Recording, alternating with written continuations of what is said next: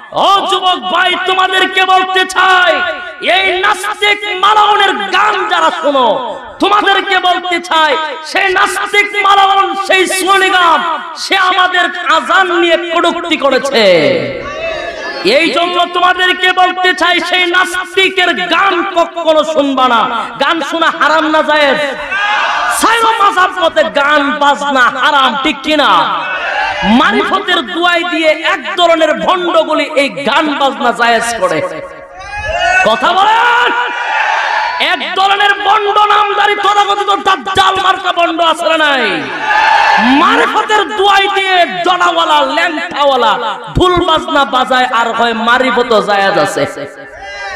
বাইরে ফিডের সামরা তুলে বলতে পারেন না ফাইসত কই নমাজ নাই, রোজা নাই, কুত্তার গন্ধ করে তোর শরীরে, আবার হস মারিফত জায়েজ আছে। হ্যাঁ, নূরে ইরফানে মোহব্বত দিল মে बर दोनों आलम से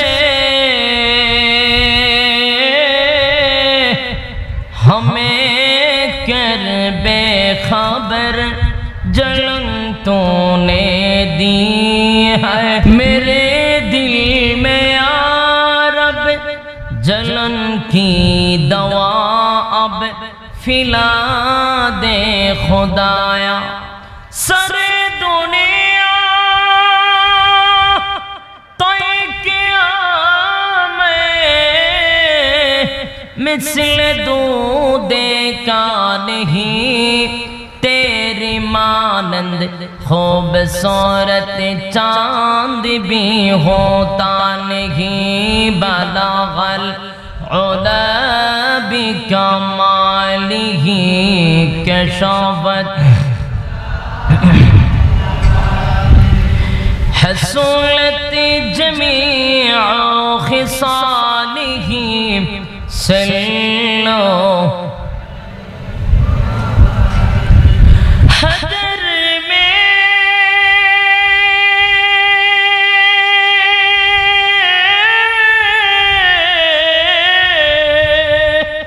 शजर में तेरे रंग बू है जिधर देखता हूँ मौला उधर तो ही तो है ला इलाहा हो ला इलाहा हो ला इलाहा इल्लल्लाहु मुहम्मदुर रसूलुल्लाह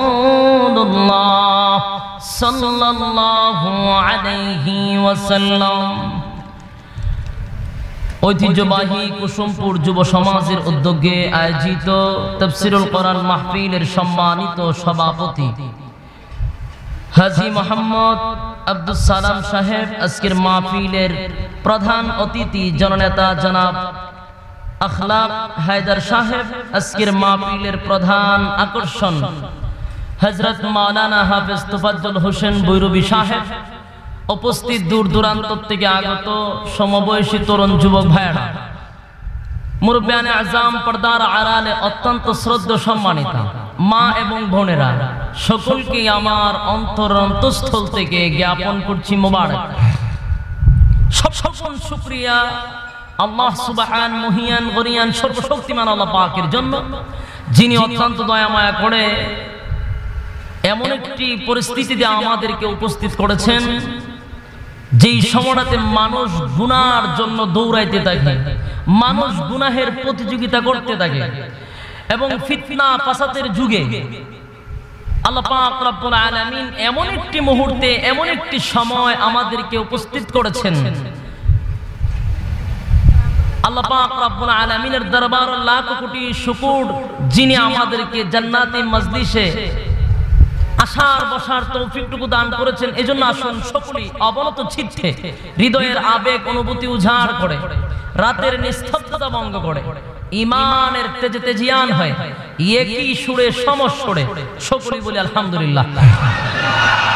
লক্ষ কোটি দুরূদ এবং সালাম আল্লাহর সৃষ্টির প্রধান আকর্ষণ, বিশ্ব সভার সভাপতি শামসুল হেদায়েত বদরুদ্দুজা সাইয়্যিদুস সাকালাইন ইমামুল মুরসালিন খাতামুন নবিয়্যিন ওয়াল মুরসালিন আফতাবে নবুয়ত শাহীন শাহ রিসালাত সুলতানে মদিনা হুজুর আকরাম সাল্লাল্লাহু আলাইহি ওয়াসাল্লামের উপর। সম্মানিত সুধী, বৃষ্টি বাদলের দিন, তারপরও আল্লাহ সুন্দর আকাশ রাখছেন, ঠিক কিনা? কোনো বৃষ্টির কোনো ভঙ্গিমাই নাই। সুন্দর পরিবেশে আমাদেরকে এখানে বসার তৌফিক দান করেছেন। আর আপনারাও কোরআনের আকর্ষণে গ্রামগঞ্জের থেকে মানুষ ছুটে আসছেন, যুবক, বৃদ্ধ এবং শিশু সবাই মাঠে উপস্থিত। আলহামদুলিল্লাহ। আপনাদের উদ্দেশ্য একটাই, যদি একটা উদ্দেশ্য থাকে তাহলে আমাদের এখানে বসাটা সফল হবে এবং কামিয়াব হবে। একটা উদ্দেশ্য হলো আপনারা সকলেই আসছেন হেদায়েতের উদ্দেশ্যে, ঠিক কিনা? না অন্য কোনো উদ্দেশ্য আছে আপনারা? বলে মাশাআল্লাহ বৈরবের সাহেব তুবাজ্জল সাহেব আইবো, উনি অনেক ওয়াজ টাজ দেখছি ক্যাসেটে পড়েতে সুন্দরই লাগে, চলেন আমরা সকলে যাই আজকে তাই একটু বাস্তবে দেখলাম কি তা হয়। এরকম নিয়তে অনেকে আইছে। অনেকে আবার এখন বসছে যে অনেকে আবার কিন্তু গুরান্তিত আছে। গুরান্তিত বুঝেননি? চকচরে আছে। তাই নাইলে বমুনে আর নাইলে একটু ঘোরাঘুরি করি না, দিক কেলো আইলে বইলা মানেল গেলাম। আবার অনেকে এখানে বসছে বৈশাখ জুতা মতো আতো লইয়া বসে রয়েছে, যদি একটু ভালো লাগে বইলা মানালে জুতা তো আতই আছে, সমস্যা গিয়ে, ঠিক কিনা? তাহলে আমাদের এখানে যারা বসছি সকলের উদ্দেশ্য কিন্তু একটা নয়। যখন আমাদের উদ্দেশ্য, আমাদের মাকসাদ যদি এক থাকে তাহলে অবশ্যই কামিয়াব হওয়ার একটা আশা আছে, ঠিক কিনা? কিন্তু এক একজনের এক এক রকম উদ্দেশ্য নিয়ে এখানে বসছে। ভাই কিছুক্ষণের ভিতরে আমাদের ধ্যান ধারণা, আমাদের উদ্দেশ্যগুলা আমরা এখনই চেঞ্জ করি, বদলায় নেই। যেখানে বসছি শুধু হেদায়েতের কিছু কথা আল্লাহ যেন বক্তার মুখ দিয়ে বাহির করে, আমরা যারা বসছি সকলেই যেন হেদায়েতের উদ্দেশ্যে শ্রবণ করতে পারি। এই উদ্দেশ্যে যারা এখানে বসবেন ইনশাআল্লাহ বসাটা কামিয়াব হবে। রাজি আছে? জোরে বলুন না আলহামদুলিল্লাহ। তাহলে আসুন, রাতও অনেক হয়ে গেছে, আমার পরে আবার আরেকজন বক্তাও আছে, সুতরাং আমার লম্বা আলোচনা করলেও হবে না, শর্টকাট আলোচনা করতে হবে বিস্তারিত ছাড়া। তাহলে আসুন আমরা ঘোরাঘুরি না করে সরাসরি আলোচনায় ঢুকি। আমরা এমন একটি মুহূর্তে এখানে বসছি, আমাদের সামনে এমন একটি মাস আসতেছে, যেই মাসটা আসার আগের থেকেই আল্লাহর রাসূল বলেছেন যখনই রজব মাস তোমাদের সামনে আসবে তখন থেকেই দোয়াটা পড়তে থাকবে, আল্লাহুম্মা বারিক লানা ফি রজব ওয়া শাবান ওয়া বাল্লিগনা রমাদান। কেন বলছেন? যে এটা পড়ার উদ্দেশ্য হলো আল্লাহ তাআলা তুমি আমাদেরকে রমজান মাস পর্যন্ত তুমি হায়াত বাড়ায়া দাও, সুবহানাল্লাহ। এবং এই ফজিলতপূর্ণ মাসের ফজিলত গ্রহণ করার তৌফিক দান করো। এবং ওই মাসটা আসার 2 মাস এতবা এর আগ থেকেই আমরা দোয়াটা পড়তে থাকি এবং রমজানকে আমরা এভাবে স্বাগতম জানাইতে থাকি। সুতরাং আসুন, ওই মাসটা আমাদের সামনে আসতেছে, বরকতপূর্ণ একটি মাস। কয়েকদিন গতকালকে যে রাত্রিটা গেল, এটা শবে বরাতের রাত্রি আমাদের কাছ থেকে গেছে, ঠিক কিনা? অত্যন্ত গুরুত্বপূর্ণ একটি ফজিলতপূর্ণ একটি রাত। এই রাতটা আমরা পেয়েছি, আল্লাহ আমাদের ভাগ্যে নসিব করেছে, ঠিক কিনা? তা আসুন ওই প্রসঙ্গে কিছু আলোচনা করব। ওই প্রসঙ্গে কিছু আলোচনা করব, যদিও বিস্তারিত না বলতে পারি তাহলে এই আলোচনার মধ্যে থাকবো ইনশাআল্লাহ। তাহলে আসুন, শবে বরাত, শবে বরাত এটার অর্থই আমরা অনেকে জানি না, ঠিক কিনা? এটা কিন্তু আসলে বাংলা শব্দ না, এটা ফার্সি শব্দ। কি শব্দ ভাই? শবে বরাত শব্দটা ফার্সি। সব শব্দের অর্থ হইল রাত, বরাত শব্দের অর্থ হইল মুক্তি। দুটোটা মিললে কি হইল? মুক্তির রাত। কি রাত? কিছু হ্যাঁ কিছু না কইলে কেউ গলা চিপা ধরবো না, তাহলে কই না কেন না বাদ দিদারে মশা ঢুকবো, জোরে কই না মশা ঢুকবো না, তাহলে হ্যাঁ না বলে কোনো কষ্ট হয় না। মাঝে মাঝে কিছু কাউন্টার দিলে তো আমার সুবিধা, যে না মাশাআল্লাহ আপনারাও বলই ওয়াজ শুনতেছেন। তাহলে আসুন, এই রাতের নাম কি? মুক্তির রাত, খাস বাংলা মুক্তির রাত। শবে বরাত ফার্সি শব্দ, এটার বাংলা ভাষা হইল মুক্তির রাত। এখন আমরা অনেকে বলি এটা ভাগ্য রজনী। শবে বরাত শব্দের অর্থ হইল, অনেকে মনে করে ভাগ্য রজনী। এই কথাটা কিন্তু ভুল। মূলত এটার অর্থ এটা নয়, এটার অর্থ এটা নয়। এটার অর্থ হলো শবে বরাত শব্দের অর্থ হইল মুক্তির রাত। তাহলে আসুন, ওই রাত্রিতে আমাদের করণীয় কি জানার দরকার আছে না নাই? এই রাত্রিতে আমাদের করণীয় কি? ওই রাত্রিতে আমাদের করণীয় হইল 6টা। কয়টা? 6টা। এই 6টা জিনিস আমাদের কর্তব্য করা রাসূল আমাদেরকে দেখায় গেছেন, রাসূল নিজে কইরা দেখায় গেছেন, ঠিক কি না? সুতরাং রাসূল হলেন আমাদের জন্য মডেল। সুতরাং রাসূল যা করছেন এটাই করব, রাসূল যা করেন নাই সেটা করব না, ঠিক কি না? রাসূল করছেন এটা করা সুন্নাত, রাসূল যা করছেন না এটা করা বেদাত। কথা বুঝুননি? আজকের আমাদের সমাজে একটু বাড়াবাড়ি চলছে, ঠিক কি না? যেটা কোরআনে নাই, যেটা হাদিসে নাই, এটা নিয়ে বর্তমানে বাড়াবাড়ি শুরু করে দিয়েছে। কুসংস্কারে আমাদের দেশে বড়া যত ধরনের বেদাত আছে, যত শিরক কাজ আছে আমাদের সমাজে চলতেছে।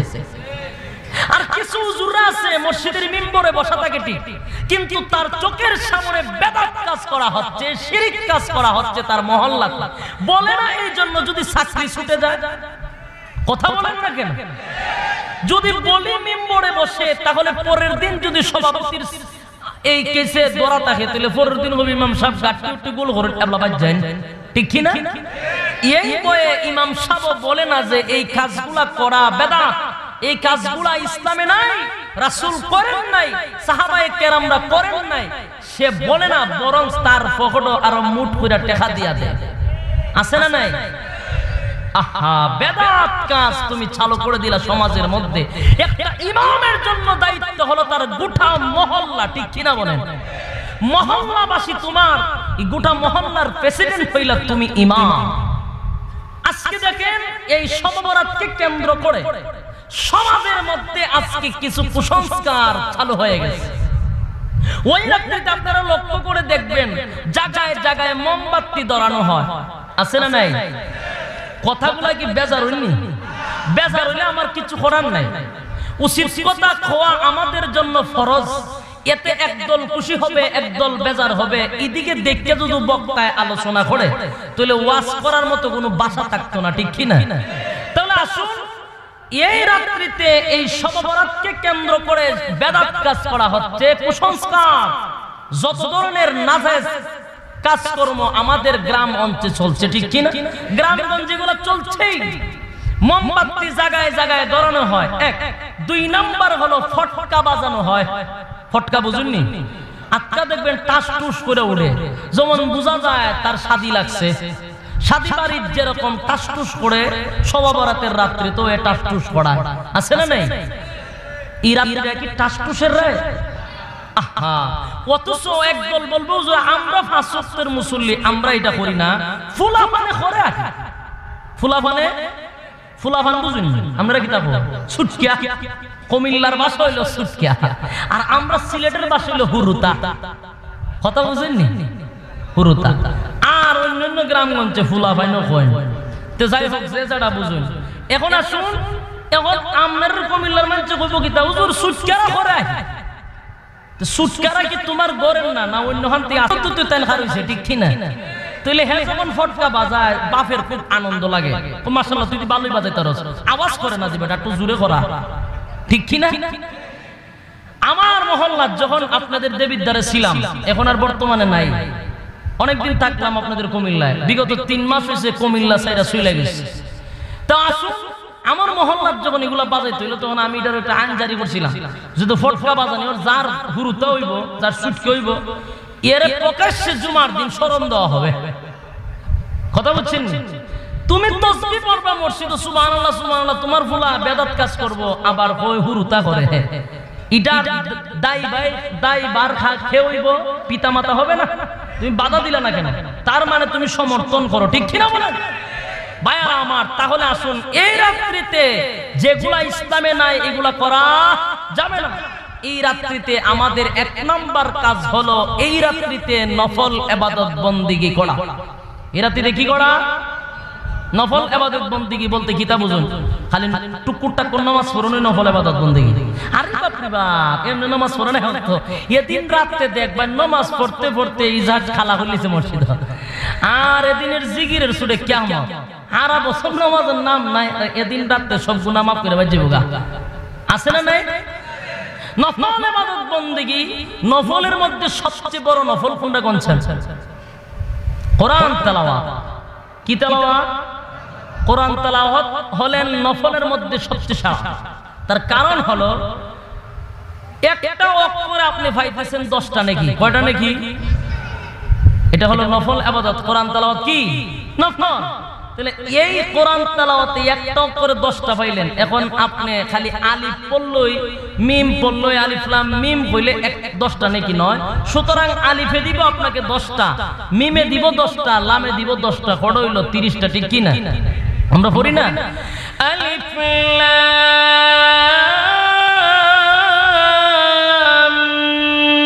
মিম,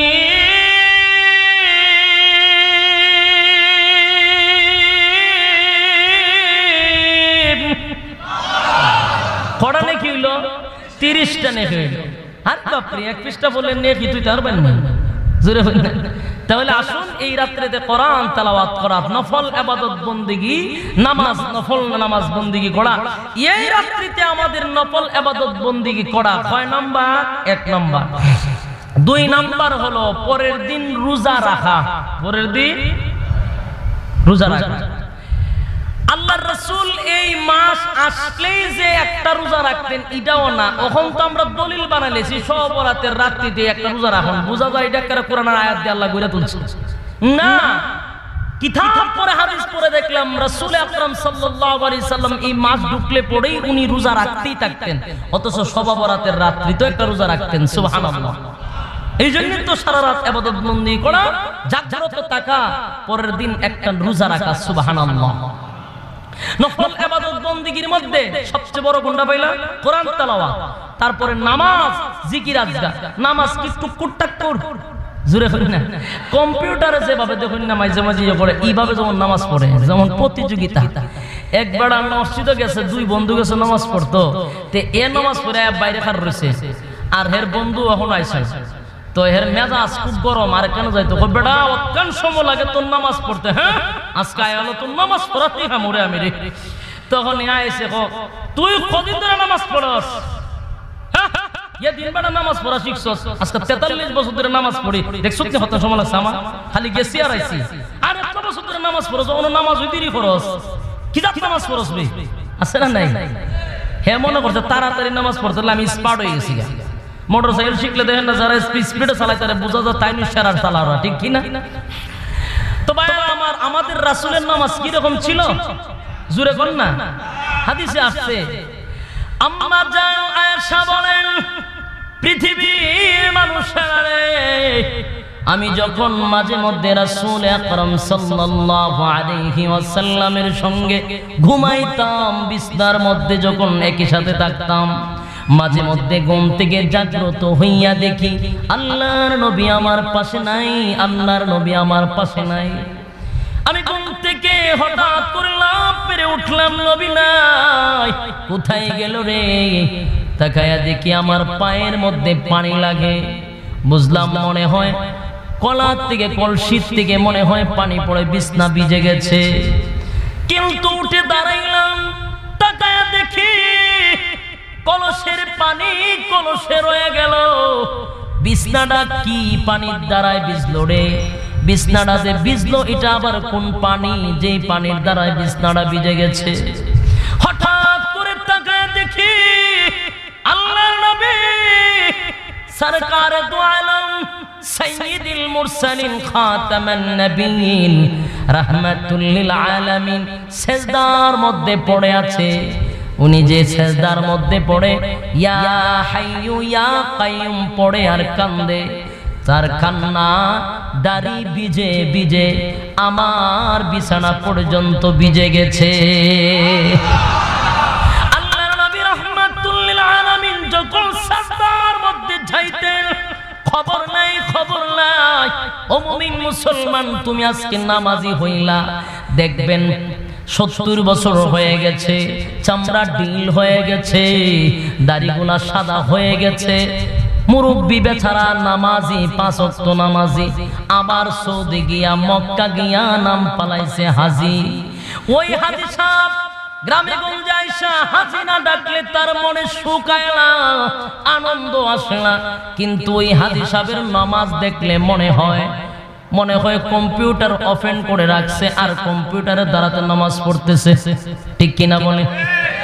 ভাই, নামাজ সব কাজ হবে তাড়াতাড়ি, নামাজ হবে আস্তে ধীরে।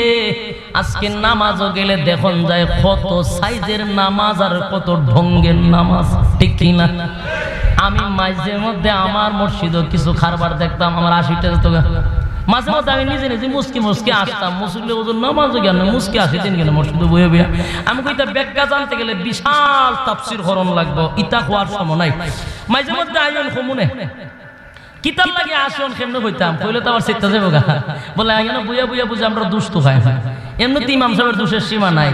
তা আমি মাঝে মধ্যে দেখতাম আমার মহল্লার একটা মুসল্লি, কিছু কিছু মুসল্লি নামাজও পড়তো, সামনে দিয়ে যদি ফিফরা যাইতো, মাহর যাইতো, টিকটিকি যাইতো, এটার তাফা মারতো, এটা টিফা মারতো। আপনারা হাসতেছেন, বিশ্বাস হয় না? আল্লাহর কালাম আমার সামনে, মিথ্যা কথা বললে জিবরা কাটবে, এরকম সামনে দৃশ্য দেখলে হাসি উঠবে না? আমি দেখতাম নামাজ পড়তেছে অথচ ফিফরা দেখতেছে, এটা টিফা তো দূরে পড়ে ফেড়া গেল। তো আমি আবার ছায়া দেখতাম, এমন ভাবে দেখতাম যে বোঝা যেত আমি তা দেখি না, আমি চাইলে আবার ওইদিকে ছায়া দেখতাম। তো আবার মাঝে মধ্যে দেখতাম চতুর্দিকে চাইতো কেটা আইলো দরজা দেয়া, এটাও তাই ফলো করে নামাজও দেখা। তো এইরকম দৃশ্য মাঝে মাঝে দেখি। আবার দেখা যায় জামাতও দাঁড়াইছে, তো অনেক সময় গেঞ্জি ঠিক করতেছে, টুপি বানাইতেছে, কিতা করে কিতা না, যেমন আশ্চর্য লাগে আমার কাছে। অথচ বুড়া হয়ে গেছে 60-70 বছর। ও ভাই, হাসির কথা না, আফসোসের ব্যাপার। ঠিক কি না? নামাজ পড়তেছে অথচ নামাজের সিস্টেম আছে না নাই? কিন্তু না, নবীজির নামাজ, সাহাবায়ে কেরামদের নামাজের মতো যদি তোমার নামাজটা না হয় রে বা, ওই নামাজের দ্বারাই তুমি জান্নাত পাইবা না।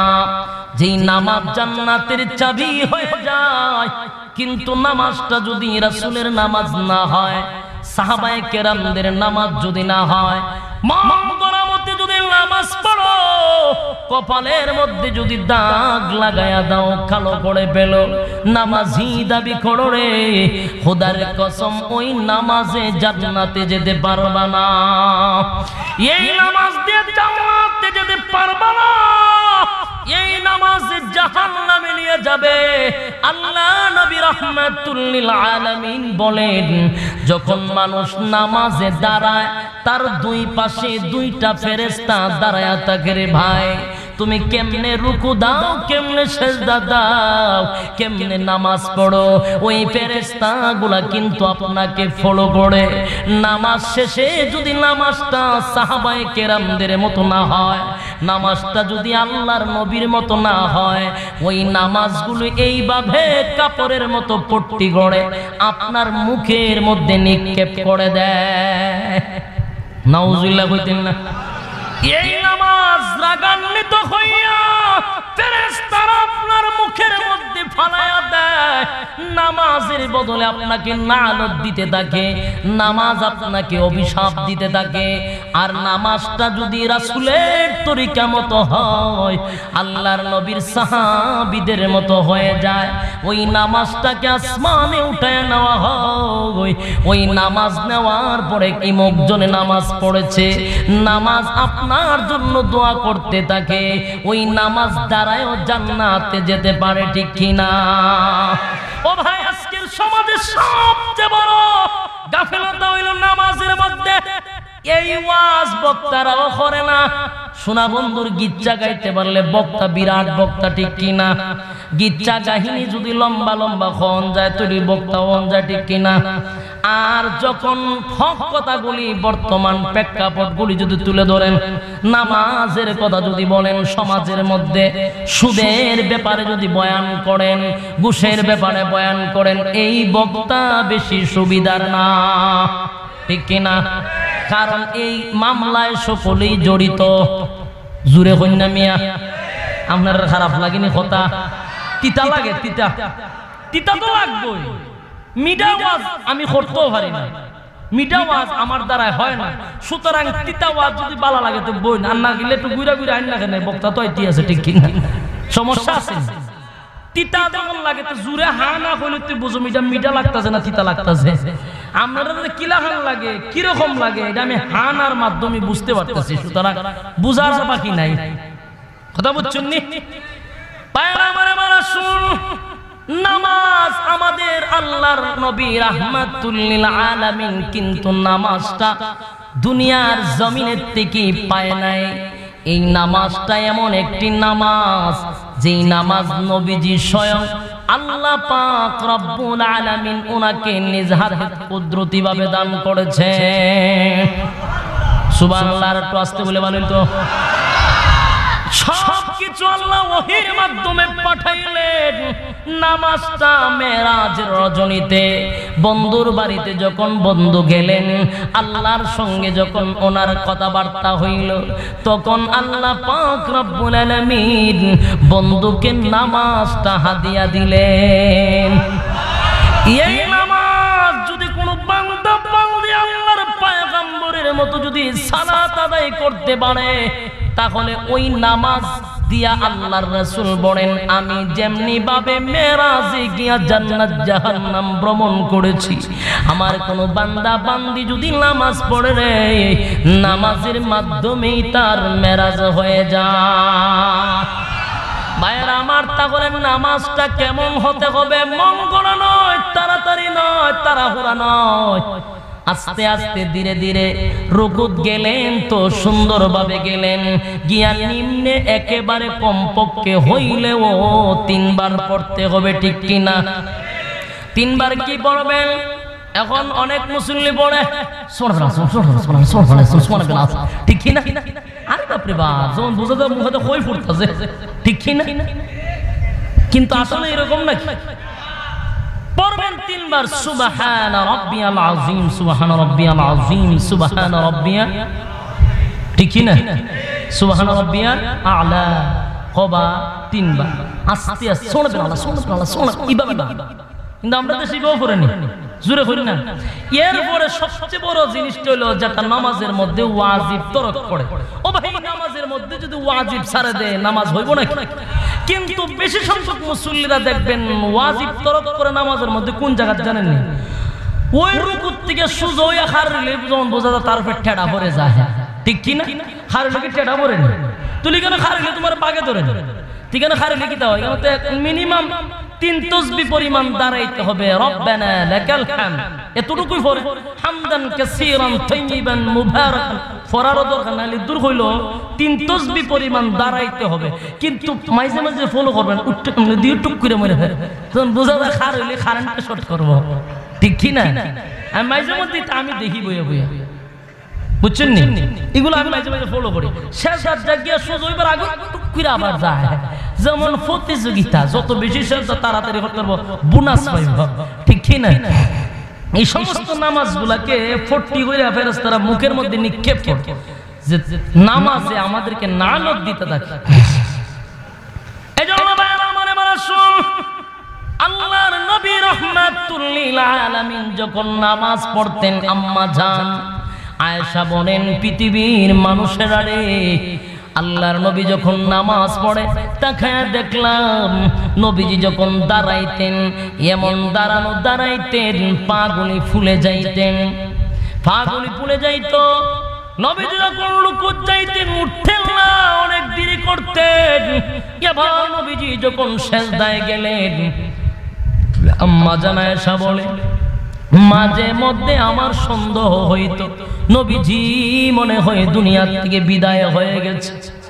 এমন লম্বা সেজদা দিতেন রে ভাই, ও ভাই এমন লম্বা সেজদা দিতেন, সেজদায় গেলে আর খবর নাই। আম্মা জান আয়েশা বলে আমি মাঝে মধ্যে আল্লাহর নবীর পাশে যাই, গিয়ে মাঝে মধ্যে সিমটি দেই। সিমটি বুঝুননি? সিফা বুঝুননি? এটার আমরা সিমটি হয়, আমাদের একটা সিমটি মানে কি থাকো সিমটি হয়।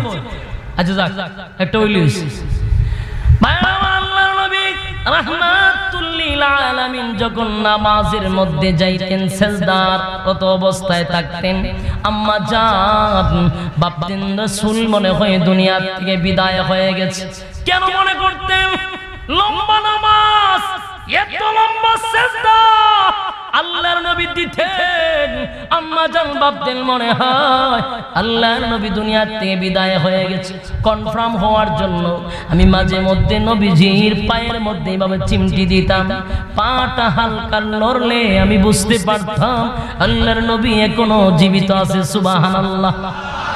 ও ভাই, রাসূলের নামাজ এমন ছিল, রাসূল সাজদায় গিয়ে টানতে টানতে দাঁড়ে বিছায়া দিতেন, মাটিগুলা কাদা হয়ে যাইত, নবীজির চোখের পানি নিচের মাটি কাদা হয়ে যাইত।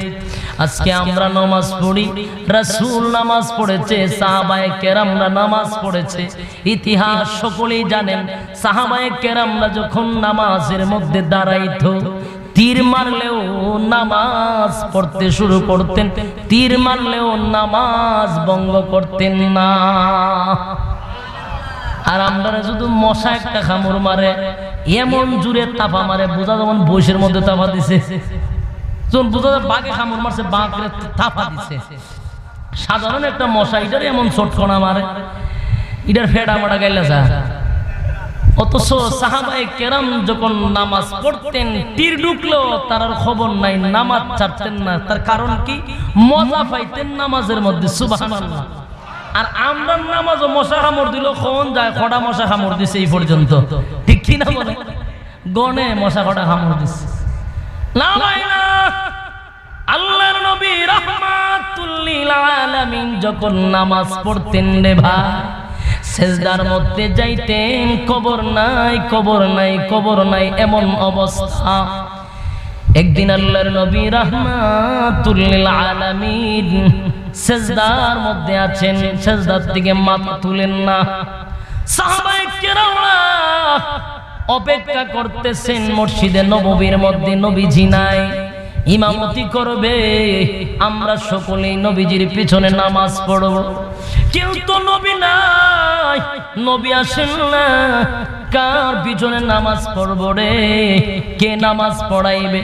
অপেক্ষা করতে করতে একজন সাহাবী ডাক দিয়া বলে, রে আবু বকর, মনে হয় আল্লাহর নবী আজকে আসবে না, প্রচন্ড ঘুম লেগে গেছে। নবীজিকে ঘুম ভাঙানোর জন্য আপনি যান, গিয়ে বলেন নবীজি যেন ঘুম থেকে জাগ্রত হয়। আবু বকর ডাক দিয়া বলে, সাহাবীরা রে, এমন সাহস আমি আবু বকরের হয় না। আমি আল্লাহর নবী রাহমাতুল লিল আলামিনের ঘুম ভেঙে দিব, ঘুম থেকে জাগ্রত করব, এমন সাহস আমি আবু বকরের হয় না। প্রয়োজনে একা নামাজ পড়ে চলে যাব, তথাপি রাসূলের ঘুম ভাঙিয়ে বেয়াদবি করতে পারবো না। আর আস্তে কইনা একটু। ও ভাই, সাহাবায়ে কেরামরা ডাক দিয়া বলেন, আবু বকর তুমি তো মুরব্বি, যাও না? বলে না, যাব না। সকল সাহাবীরা ডাক দিয়া বলে, উমর রে, তুমি তো বড় শক্ত, বড় মেজাজ গরম, তোমার বুকে বড় সাহস আছে, যাও না, গিয়ে বলো রাহমাতুল লিল আলামিনকে ঘুম থেকে জাগ্রত করো, নবীজি যেন ঘুম থেকে উঠে যায়, ওনার পিছনে আমরা জামাতের সহিত নামাজ পড়ব। খলিফাতুল মুসলিমিন উমর ডাক দিয়া বলে, এত বড় সাহস আমার হয় না, আমি শক্ত, কিন্তু রাসূলের সামনে গেলে একটা মোমবাতির চেয়ে আরো নরম হয়ে যায়। খলিফাতুল মুসলিমিন উমরের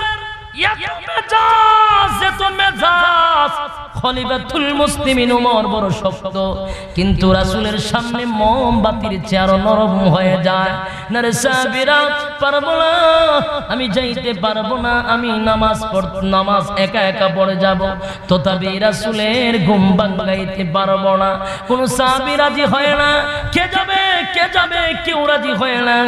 সকলেই একত্রিত হইয়া বেলালকে ডাক দিয়া বলে, বেলাল রে, তুই না বলেছিস আসসালাতু খায়রুম মিনান নাওম? কে বলেছেন? বেলাল আযান দেয়, ঠিক কিনা বলেন? সকল সাহাবীরা ডাক দিয়া বলে, ও বেলাল, তুমি তো বলেছো আসসালাতু খায়রুম মিনান নাওম, ঘুম থেকে নামাজ ভালো, ঘুম থেকে নামাজ ভালো। আল্লাহর নবীর মনে হয় ঘুম লেগে গেছে, ঘুম ভাঙে নাই। তুমি কি আল্লাহর নবীর ঘুম ভাঙাও? আমি আপনাদের কাছে প্রশ্ন করি রে ভাই, রাসূল কি ঘুমেনি? আরো জোরে কন্যা মিয়া, রাসূল তো ঘুমে নয়। কিন্তু সাহাবায়ে কেরাম তারা সকলেই মনে করেছে আল্লাহর নবী মনে হয় ঘুমে, ঠিক কি না?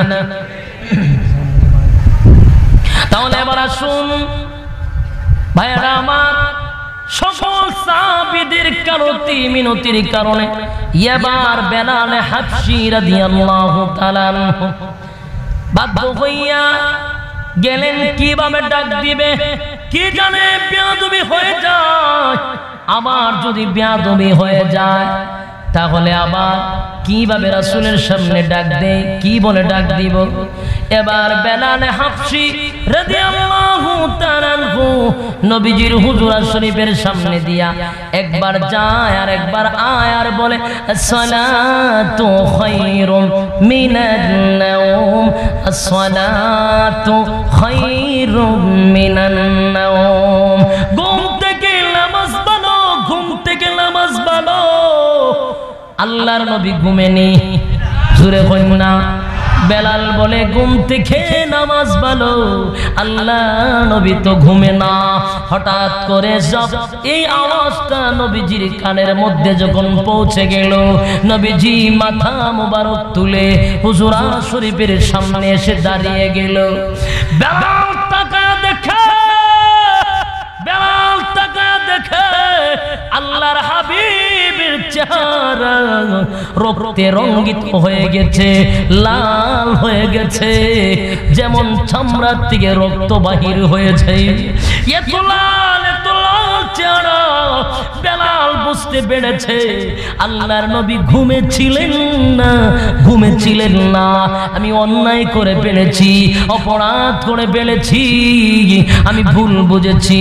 ডাক দিয়া বলে, নবী গো, আমি ভুল করে ফেলেছি, অন্যায় করে ফেলেছি। ও নবীজি, আপনি তো ঘুমেছিলেন না, অথচ আমি বলেছি আসসালাতু খায়রুম মিনান নাওম। আপনি ঘুম থেকে নামাজ ভালো, ঘুম থেকে নামাজ ভালো। নবী গো, আমি খোদার কসম করে বলি, খানা কাবার কসম করে বলি, আল্লাহর নবী আপনি ঘুমেছিলেন না। ঘুমেছিলেন না,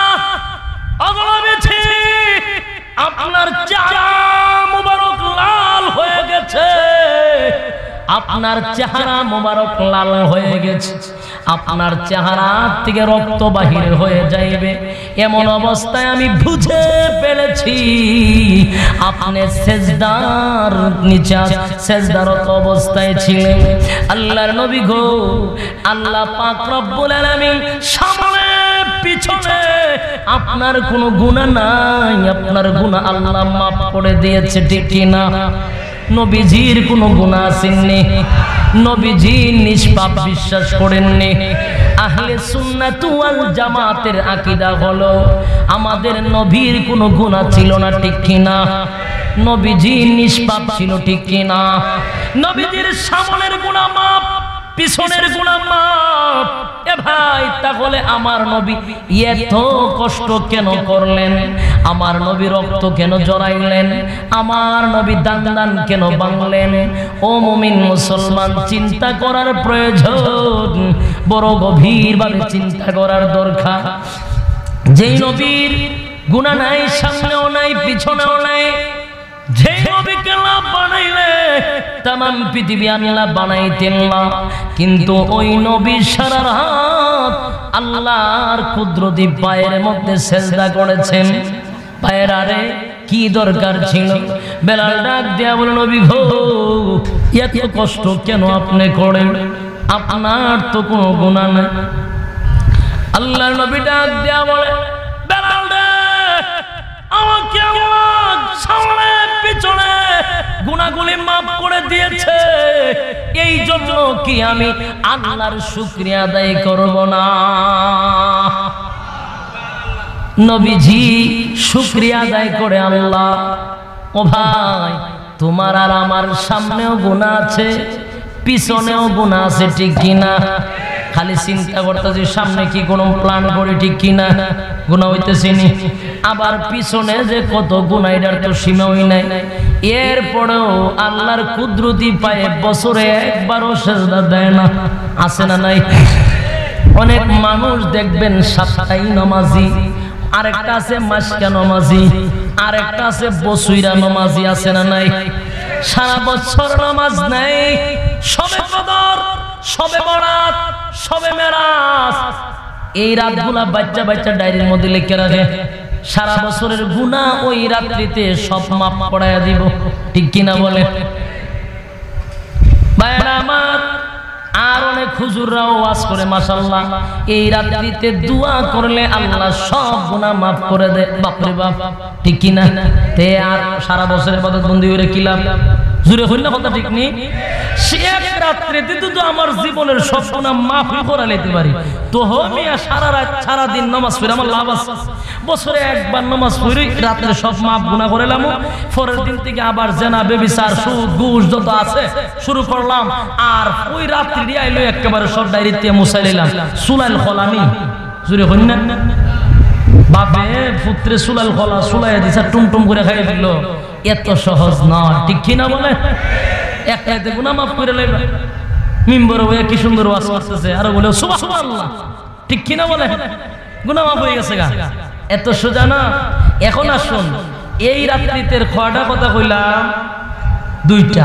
3 নাম্বার, এই রাত্রিতে আমাদের করণীয় কি?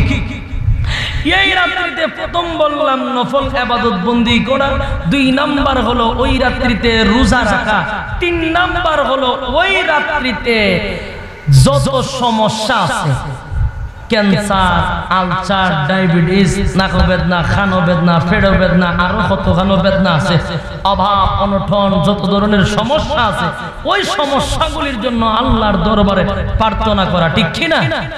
আল্লাহর দরবারে হাত উত্তোলন করা যে আল্লাহ, তুমি আমার জিন্দেগির গুনাহ মাফ করে দাও, সমস্যাগুলি আমার সমাধান করে দাও, এগুলা চাওয়া, ঠিক কিনা? কয়টা হইল? 3। 4 নাম্বার হলো এই রাত্রিতে আমাদের করণীয় 4 নাম্বার। ও ভাই, এই রাত্রিতে আল্লাহর রাসূল সাল্লাল্লাহু আলাইহি ওয়াসাল্লাম যা করছেন তাও তো করা, ঠিক কিনা? এই রাত্রিতে 4 নাম্বার যে কারণটা, এটা আমাদের করা দরকার। এটা হলো এই রাত্রিতে আমরা আল্লাহর রাসূল ওই রাত্রিতে কবর জিয়ারত করেছেন। কি করেছেন ভাই? কবর জিয়ারত করেছেন। এখন এই জিয়ারত করতে গেল বেদাতের অভাব নাই, ঠিক কিনা? জুরে হইল না? বলে বেদাত কেমনে? রাসূল করছেন কিভাবে, আমরা করি কিভাবে? সুতরাং রাসূলের সাথে যদি আমাদের একত্রিত না হয়, মিল না হয়, এটার নামই হলো বেদাত, ঠিক কিনা? রাসূল আকরাম সাল্লাল্লাহু আলাইহি সাল্লাম কবর জিয়ারত কেমনে করলেন? আম্মা জান আয়েশা সিদ্দিকা রাদিয়াল্লাহু তাআলা আনহা গভীর রজনীতে আল্লাহর নবী নবীজির পাশে, আম্মা জানের পাশে আসলেন, শরীরের জামাটা খুললেন, হঠাৎ করে আবার শরীরের জামা পরিধান করে ফেললেন, আস্তে করে ঘর থেকে বাহির হয়ে গেলেন। আম্মা জান বলেন, আমার বড় খারাপ লেগেছে, কষ্ট লেগেছে, আমি মনে করেছিলাম আমার ঘর থেকে বাহির হইয়া আমার অন্য কোন সতীনের ঘরে রাসূল চলে যাবে, ভিতরে কষ্ট লেগেছিল, রাসূল মনে হয় অন্য কারো ঘরের মধ্যে চলে যায়। আম্মা জান আয়েশা বলেন রাসূল বাহির হওয়ার পরে পিছনে পিছনে আমি গেলাম, সকল সতীনের ঘর তালাশ করলাম, কোন সতীনের ঘর আল্লাহর নবীকে পাইলাম না। আস্তে করে যখন যাওয়া শুরু করলাম, তাকায়া দেখি আল্লাহর হাবিব রাহমাতুল লিল আলামিন জান্নাতুল বাকির সামনে দাঁড়াইয়া নবীজি দুইটা হাত তুলে দোয়া করতেছেন শহীদদের জন্য। কিসের জন্য? ও ভাই, এই রাত্রিতে আল্লাহর নবী কবর জিয়ারত করলেন সকলের জন্য। এই রাত্রিতে কবর জিয়ারত করেছেন, কিভাবে করলেন? ওই রাত্রিতে একা একা আল্লাহর নবী কবর জিয়ারত করেছে, ঢোল ডাক বাজায়া না, মানুষের দলবল লইয়া না। এখন দেখা যায় কবর জিয়ারত করতে গেলে মানুষ ঢুলডুকি বাজায়া, ঢুলডুকি আত্রাদা বাজায় না, মানে ওই কবর জিয়ারত কইরাই মাইক দিয়া ডাইকা ঢুকে যেমন একটা দল লইয়া, সেনাবাহিনীর দল লইয়া যাইতেছে খবর যে আরো সকল মুর্দারে খবর থেকে না তুলবার লাগিয়া। ঠিক কিনা বলে? আসলে কি হাদিসটা এরকম? আসলে এরকম না। রাসূল একা একা গেছেন, মানে কবর জিয়ারত করেন এই রাত্রিতে, যান গিয়ে কবর জিয়ারত করেন, একা একা যান। ঠিক কিনা বলে? যেগুলো রাসূল যেইভাবে করছে আমাদের এইভাবে করার দরকার। বাড়ানো যাবে না, কমানো যাবে না। বাইরে আমার রাসূল কয় নাম্বার কইলাম? 5 নাম্বার না 4 নাম্বার গেল? 4 নাম্বার গেল। বাইরে এই রাত্রিতে আরেকটা হইল, 5 নাম্বার হইল এই রাত্রিতে ইসালে সওয়াব কবরে পৌঁছে দেওয়া। ইসালে সওয়াব কবরের মধ্যে পৌঁছানো। ইসালে সওয়াব কাকে বলে? কবরের সামনে দাঁড়াইয়া আপনার মা দুনিয়ার থেকে বিদায় হয়ে গেল, বাবা দুনিয়ার থেকে বিদায় হয়ে গেছে, আত্মীয় স্বজন দুনিয়ার থেকে বিদায় হয়ে গেল, তাদের জন্য কি করেন রে ভাই? বছরে কয়বার তাদের জন্য দোয়া করান? তাদের জন্য কি হাদিয়া কবরে পৌঁছায়া দেন?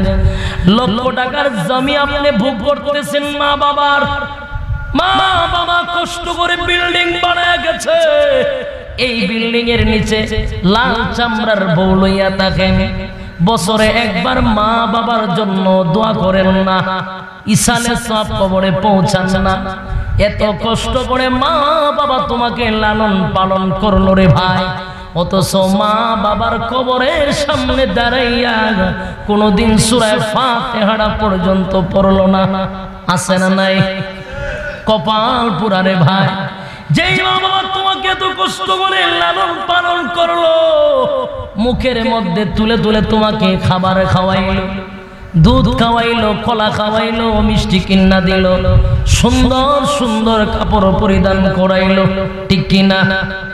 কি তো আপনারা হানা কইতেন না? আপনারা তুমি গলা বালা, আমি তো মাইক দিছিলে শেষ, ব্যাটারি ফিউজ হয়ে গেছে আমার কথা বুঝেন, আলোচনায় বুঝতেছেন না? বেল শেষ, কত চিল্লানি যা, মানুষের প্রোগ্রাম শেষ হয়ে যাক আরো আগে, আর আমার পুরো এপ্রিলও চলে, কথা বুঝছেন না? কত নভেম্বর থেকে শুরু করছিলাম, এপ্রিলও গিয়ে প্রোগ্রাম হই থাকে, আর গলায় কত ধরতো।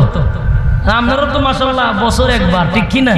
এরপরও তো গুতাইয়া পেটের মধ্যে কিলাইও সুবহানাল্লাহ ভাই করেন, জান আল্লাহর শুকরিয়া আদায় করেন, আল্লাহর নিয়ামত গুলা একটু বাই করেন না। আল্লাহ আপনাকে জবান দিছে, আল্লাহর জবানটা একটু খুলেন। আমরা তো প্রতিদিন চিল্লাই, আপনারা একটু একটু মাঝে মাঝে হ্যাঁ না সুবহানাল্লাহ আল্লাহু আকবার কইতে পারেন না? আপনারা জোরে জোরে করবেন। আমি তো চিল্লাইতেছি যে আমার ব্যাটারির যা পাওয়ার আছে সব ছেড়ে দিতেছে, অর্ধেক চলে গেছে। পারবেন না হ্যাঁ না কইতেন? জোরে বলেন। ভাইরা আমার, মাঝে মধ্যে তাকায়া দেখবেন, গভীর ভাবে একটু চিন্তা করেন, মা বাবা আপনাকে লালন পালন করলো, কত কষ্ট করে, সুন্দর কাপড় পরিধান করাইলো, তোমার চাহিদা অনুযায়ী তোমাকে কাপড় পরিধান করাইলো, তুমি যেমনি চাইলা এমনি করলো, টাকার দিকে তাকায় নাই, টাকার দিকে তাকায় নাই, টাকার দিকে কোনদিন তাকায় নাই। অথচ দুনিয়ার থেকে বিদায় হওয়ার পরে জীবনে 100টা টাকা মার জন্য খরচ করল না রে ভাই।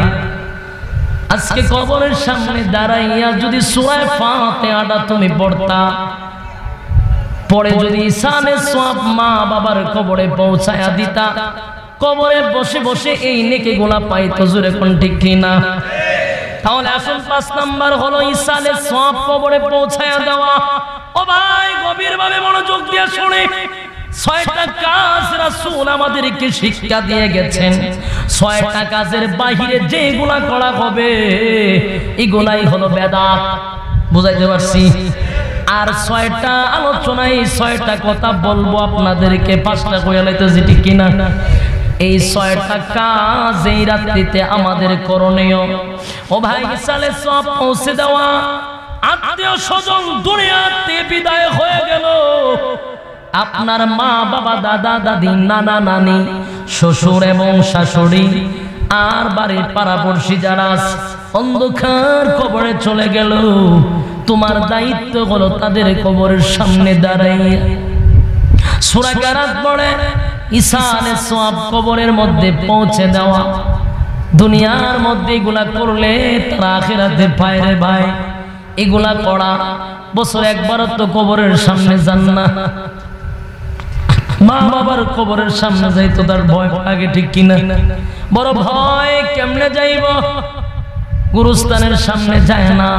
আল্লাহর নবী বলেন 5 নাম্বার কাজ হলো ওই রাত্রিতে ইসানের সওয়াব কবরের মধ্যে পৌঁছে দেওয়া। পারবেন না আপনারা? মন গড়া কাজ চলবে না। আজকে সমাজের মধ্যে দেখা যায় কুসংস্কার বুঝেননি, সমাজের মধ্যে এখন হালুয়া আর রুটি লইয়া এখন ব্যস্ত আছে না নাই? কোন হাদিসও পাইছেন? আমার একটা দলিল দেন। কোন মোল্লায় আপনারা কইছে রুটি খাওয়ান আলুয়া খাওয়ান? এটি পাইছেন কই? হাদিসের দলিল দেন আমরা। হ্যাঁ, এটা একটা ঘটনা কইতাম নি। কেমনে এটা আবার শুরু হয়েছে এটা কোন লাগবে আপনারা রে? রুটিটা আইছে এমনে না, তদানীন্তন সময়ে মানুষ রুটি খাইতে পছন্দ করত। সুতরাং ওই সময় মানুষগুলা দান সদকা করা ওই রাত্রিতে দরকার আছে। সুতরাং ওই সময়ের মানুষগুলা যেহেতু রুটি খাইতে পছন্দ করত, আর রুটির সাথে হালুয়া দিলে একটু মজা বেশি লাগে ঠিক কিনা? ওই জন্য রুটি আর হালুয়া মানুষকে খাওয়াইছে সওয়াবের নিয়তে। কথা বুঝছেন নি? সদকা করলো, মানুষকে খাওয়াইলো সওয়াবের নিয়তে। আর আমরা এখন মনে করি ওই রাত্রিতে রুটি আর হালুয়া বুঝি হাদিসের একটা অংশ। দেখবেন পেটেন খুব ব্যস্ত, কিতা গো আম্মাজান কিতা করেন? কথা কইও না, রুটি লইয়া ব্যস্ত। হালুয়া হইতো কোন সময়, রুটি হইতো কোন সময়, মাঝে খাইতো কোন সময়, ঠিক কি না? এটা কোনো এটা ইসলামের ভিতরে নয়, এটা কেউ সওয়াবের নিয়তে কইরা গেছিল। আপনিও করেন, বাধা নাই, কিন্তু এটার একেবারে ইসলামের ভিতরে নিয়ে আনগেন, যেটা করুনই লাগবে। তাহলে এটার নাম কি? কোনো হাদিসে নাই। রাসূল বলছেন সাহাবায়ে কেরামরা করছেন, তারা করছিল আরেক উদ্দেশ্যে, মানুষকে খাওয়ানোর নিয়তে, ঠিক কি না? তুমি এটার একেবারে ইসলামের ভিতরে ঢুকাই দিলা, হবে না। রাসূল তাহলে 5 নাম্বার কাজ হলো আমরা ইসানের সওয়াব পৌঁছানো, দান সদকা করা, ভালো কাজ করা। গভীর রজনীতে তাসবিহ তালিমের পাশাপাশি কাজগুলো করার দরকার আছে না নাই? ভাইরা আমার, এবার শুন 6 নাম্বার কাজটা কি আমরা জানার দরকার আছে নি? বলছিলাম 1 থেকে নিয়ে 5 নাম্বার 6 নাম্বার কাজগুলো আমাদের এগুলা করা দরকার। 6 নাম্বার হলো যেহেতু এটা পবিত্র রজনী, ভাগ্য রজনী, মুক্তির রাত, ওই রাত্রিতে আমাদের কি করণীয় রে ভাই? ওই রাত্রিতে পবিত্র রাত হিসাবে আল্লাহর নবী বলেন ওই রাত্রিতে গোসল করা। এটা ফুকাহায়ে কেরামরা বলেছেন এই রাত্রিতে গোসল করাটা মুস্তাহাব। কথা বুঝেননি? ফিকহের কিতাবও পাওয়া গেছে এই রাত্রিতে গোসল করাটা হলো মুস্তাহাব। বুঝেননি? গোসল করবেন। আর এটার শেষ একটা কথা 6 নাম্বার কিন্তু গেছে। এখন সব কিছুর একটা মূল বিষয় হলো রাত্রিটা হলো, এই রাত্রিটার নাম হলো মুক্তির রাত। কি রাত? মুক্তির রাত। তাহলে ও ভাই, এই রাত্রিতে মুক্তির রাত, কিসের জন্য মুক্তি চাইবেন? 1 নাম্বার পয়েন্ট, এটা কই কিন্তু শেষ। ভাইরা আমার, এবার আসুন মুক্তির রাত। শবে বরাত শব্দের অর্থ কি? জুড়ে বলেন মুক্তির রাত। জুড়ে বলেন মুক্তির রাত। এই রাতটা আমরা কিসের জন্য মুক্তি চাইব? ও ভাই, মুক্তি কিসের জন্য চাইব? মুফাসসিরিনে কেরামরা বলেন মুক্তি একটার দিকে রাসূল ইঙ্গিত দিয়েছে, এটা হলো তোমরা জীবনের গুনাহ থেকে মুক্তি চাও, গুনাহ থেকে মুক্তি চাও এবং এই রাত্রিটার আল্লাহর দরবারে ফরিয়াদ করো, জাহান্নামের আগুন থেকে মুক্তি চাও, ঠিক কিনা? এবং জাহান্নামের আগুন থেকে মুক্তি চাও, জাহান্নামের আগুন থেকে মুক্তি চাও। এই রাত্রিটা হলো দোয়া কবুলের রাত্রি রে ভাই। তাহলে আল্লাহর রাসূল বলেন যে এই রাত্রিতে দোয়াটা কবুল হয়, ওই রাত্রিতে তোমরা কি দোয়া করবা? এক নাম্বার হলো জীবনের গুনাহ থেকে মাপ চাইবা, দুই নাম্বার হলো জাহান্নামের আগুন থেকে মাপ চাও। জাহান্নামের আগুন থেকে কেন মাপ চাইবা? জাহান্নামের আগুন বড় কঠিন রে ভাই, জাহান্নামের আগুন বড় ভয়ানক রে ভাই। দুনিয়ার আগুন নয়, দুনিয়ার আগুন নয়, জাহান্নামের আগুন বড় কঠিন। দুনিয়ার আগুন দিয়া কাউকে জ্বালাইলে পড়ে, পানি দিলে নিভে যায়, ওষুধ দিলে ভালো হয়ে যায়, কিন্তু জাহান্নামের আগুন এত কঠিন, এত কঠিন, এত কঠিন। জাহান্নামের আগুন সহ্য করার মতো কোনো ক্ষমতা মানুষ রাখতে পারে না। পৃথিবীর মানুষেরা রে, জাহান্নামের আগুন থেকে মুক্তি চাও। জাহান্নামের মধ্যে আল্লাহ পাক রব্বুল আলামিন যেই সমস্ত আযাবের ব্যবস্থা করেছে, ও পৃথিবীর মানুষেরা সহ্য করতে পারবে না। আল্লাহর নবী বলেন, সাহাবীরা রে, আমি মেরাজে যখন গেলাম, জান্নাত দেখলাম, জাহান্নাম দেখলাম, জাহান্নামের মধ্যে যে সমস্ত আযাবগুলি দেখেছি, জাহান্নামের মধ্যে ঢোকার পরে যে শাস্তিগুলো দেখেছি, না কেউ বরদাস্ত করতে পারবে না। ও সাহাবীরা, জাহান্নামের ভিতরে যে ফেরেশতাগুলি আল্লাহ রেখে দিয়েছে তত্ত্বাবধানে দায়িত্ব পালন করার জন্য, পরিচালনা করার জন্য, ওই ফেরেশতাগুলো হবে ভয়ানক, বড় কঠিন হবে রে ভাই। ওই ফেরেশতাগুলির চক্ষু থাকবে না। ও ভাই, ফেরেশতাগুলির চক্ষু আল্লাহ দিবে না। কেন দিবেন না জানেননি? যেন আপনি আমাকে না দেখতে পারে।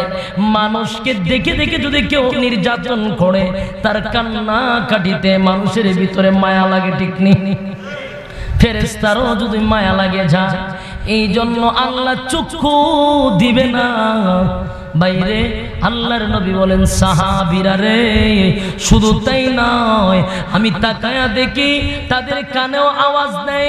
আল্লাহ পাক রব্বুল আলামিন তাদের কানে আওয়াজ দিবে না, তারা যেন না শুনে। আপনি কানবেন, চিৎকার দিবেন, কান্নাকাটি করবেন, জাহান্নামের ফেরেশতাগুলি কানে শুনবে না। ও ভাই, শুধু তাই নয়, আল্লাহর নবী বলেন, রাসূলেরা শুধু তাই নয়, আরো দেখলাম তাদের দিল নাই। দিল নাই কারণ দিল থাকলেও মানুষের ভিতরে মায়া লাগে, হেমন নির্যাতন করবে রে ভাই। দিল নাই, মায়া লাগবে না, মায়াও লাগবে না, দয়াও নাই তাদের ভিতরে। আল্লাহ তাদের চক্ষু দেয় নাই, কান দেয় নাই, দিল দেয় নাই। এমন আযাবের মধ্যে আমাদেরকে রাখবে। ও ভাই, জাহান্নামের আযাব বড় কঠিন। এই জন্য আল্লাহর নবী বলেন, সাহাবীরা রে, গুনাহ থেকে মাপ চাও, জাহান্নাম থেকে মুক্তি চাও। আল্লাহ কোরআনে বলেছেন, ইয়া আইয়ুহাল্লাযীনা আমানু কু আনফুসাকুম ওয়া আহলিকুম নারা। হে ঈমানদাররা, জাহান্নামের আগুন থেকে বাঁচো। জাহান্নামের আগুন বড় ভয়ানক, জাহান্নামের আগুন বড় কঠিন রে, বরদাস্ত করতে পারবি না। নিজে বাঁচ, অপরকে বাঁচাও, তোমার পরিবারকে জাহান্নামের আগুন থেকে বাঁচাও। ও পৃথিবীর মানুষেরা, কুমিল্লার ভাইরা, আজকের আলোচনা থেকে কি বুঝলা? খালি তোমার জুড়ে জুড়ে টান মারলো হুজুর, এটাই বুঝলা? এই আলোচনার তাৎপর্য কি আমাদের জানার দরকার আছে না নাই? যারা ইখলাসের নিয়তে বসছেন, আমলের নিয়তে বসছেন, ফালতু কোনো কথা আমি পর্যন্ত বলি নাই, না বলছি? আলোচনার একটা ধারার মধ্যে আমি ছিলাম রে ভাই। এটার শেষ একটা জিনিস যদি না বুঝেন, তাহলে এখানে বসাটাও ব্যর্থ। ও ভাই, আমাদের বোঝা দরকার এই রাত্রিটার নাম হলো মুক্তির রাত। এই রাত্রিতে আমাদের কিসের কাছ থেকে মুক্তি চাইতে হবে? জাহান্নামের আগুন থেকে মুক্তি চাও। এ ভাই, এই রাত্রিতে ঘোড়ার থেকে মুক্তি চাও। কারণ মুক্তি কেন চাইবা একটু আল্লাহ বলে, ডাক দেয়া বলে, পৃথিবীর মানুষেরা মুক্তি কেন চাইবা? কারণ জানো না আমি জাহান্নাম বড় কঠিন একটা জায়গা রেখেছি। এই কঠিন জায়গা থেকে বাঁচো। একা নয়,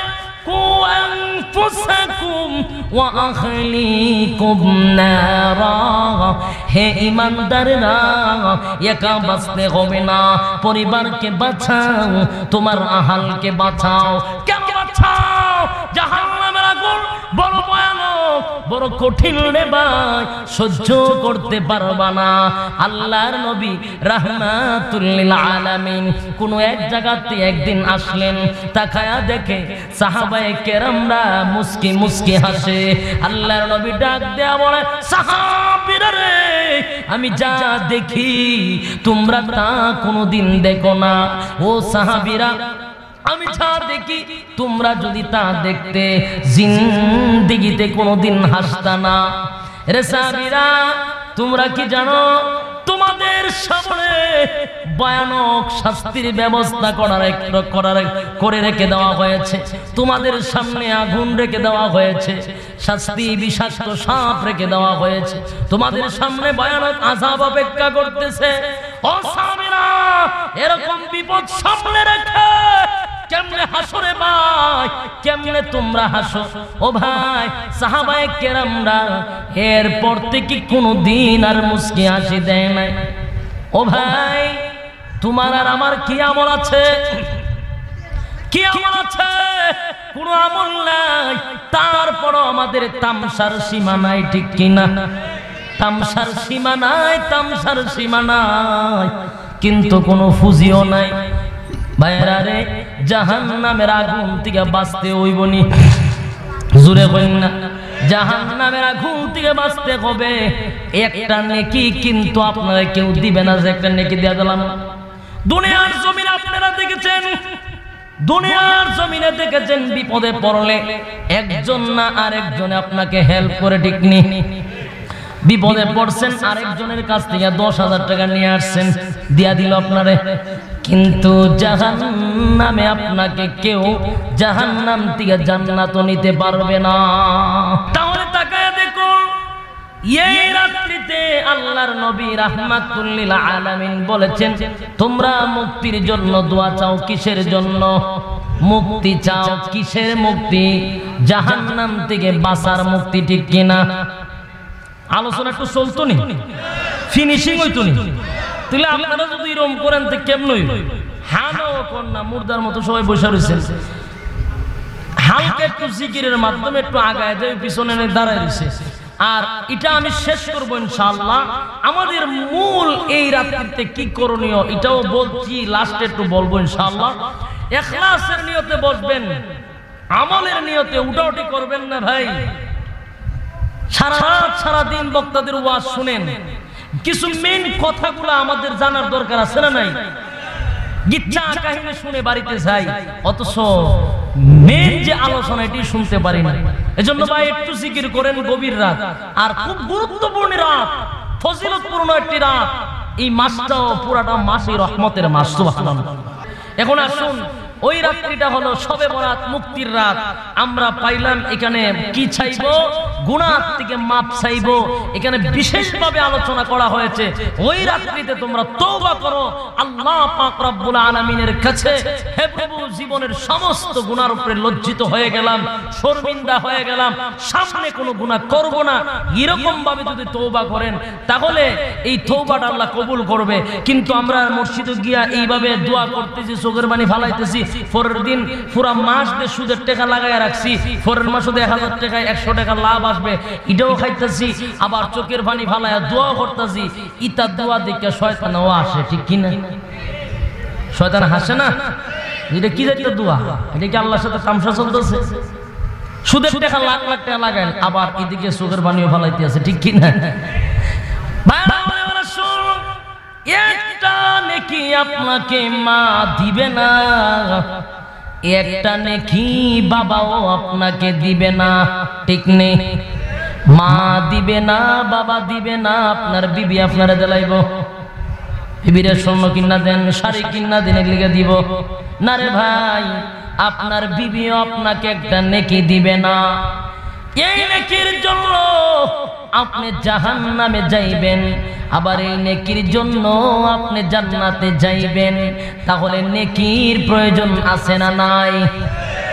এ ভাই, দুনিয়ার জমিনে চলতে গেলে টাকার প্রয়োজন।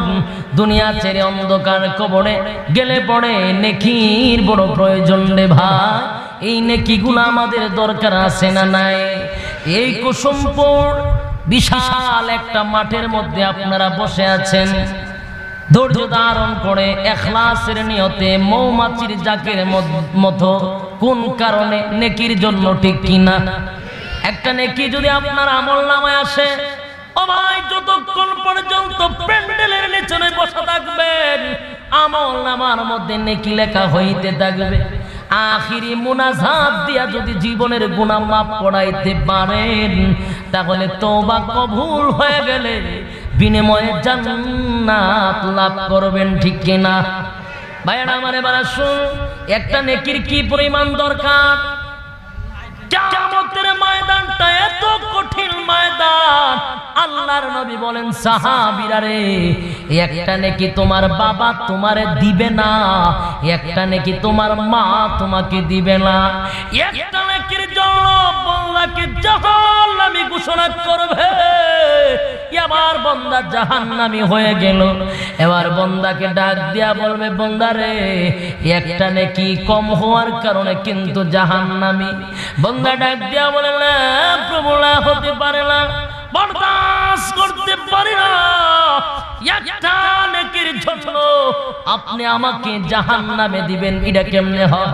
প্রভু গো, বন্ধু বান্ধব আমার দুনিয়াতে কম ছিল না। হ্যাঁ প্রভু, আমার মা আছে, বাবা আছে, আমার বউ আছে, আমার ভাই বারাদর আছে, বন্ধু বান্ধবের অভাব নেই। হ্যাঁ প্রভু, আমাকে ছেড়ে দিন না। একটা নেকি কিয়ামতের ময়দান থেকে আনতে আমার কোনো সমস্যা হবে না। আল্লাহ বলেন, না বান্দা পাইবা না। না প্রভু, ছেড়ে দেন। এবার বান্দাকে ছেড়ে দিল কিয়ামতের ময়দানে নেকি আনার জন্য। ভাইরা রে, গভীর মনোযোগ দিয়া শুনি রে ভাই। বান্দা কিয়ামতের ময়দানটা ঘুরে, কিয়ামতের ময়দান ঘুরে, প্রথম তার বাবার সঙ্গে সাক্ষাৎ হয়। খুশিয়ে আনন্দে বুকটা পড়ে গেছে, বাবাই তো আমার নেকি একটা দিবে, ঠিক কিনা?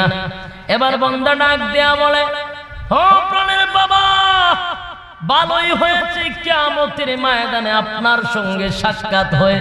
বাবা গো, তোমার সন্তান একটা নেকির জন্য জাহান্নামী।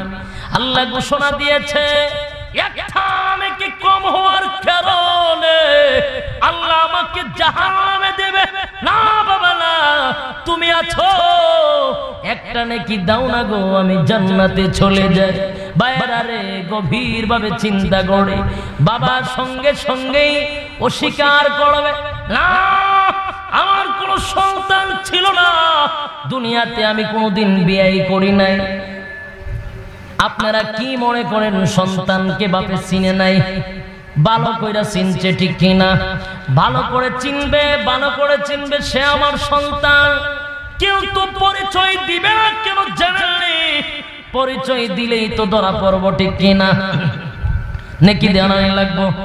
একটা নেকি যদি আমি দেই গো কিয়ামতের ময়দানে, আবার আমারে কেডা দিব? আমি কার দরবারে যাব? একটা নেকির জন্য দিবে না কেউ আমাকে। এই জন্য নিজের সন্তানকে অস্বীকার করলো। বাবারে, তোমারে আমি চিনি না। একটা নেকির জন্য এবার সন্তান হায় হায়, বাবাই তো দিল না। দৌড়াইতে দৌড়াইতে তার মার সঙ্গে সাক্ষাৎ হয়ে যায়। ভাই, ঘটনা বলতেছি বুঝার জন্য, আজকে রাত্রিটা কি প্রয়োজন। ও ভাই, নেকির কি প্রয়োজন? যুবক ভাই, মাহফিলের আশেপাশে ঘুরেন, ভালো লাগে না মাহফিলে বসতে, আপনার মন চায় না মমতাজের কোমর দুলানি দেখতে আপনার বড় ভালো লাগে, ঠিক নেই? আসিফের ড্যান্স দেখা ভালো লাগে, মাইকেল জ্যাকসনের গান শুনতে আপনার ভালো লাগে, সোনু নিগমের গান শুনতে ভালো লাগে, ঠিক কিনা বলেন?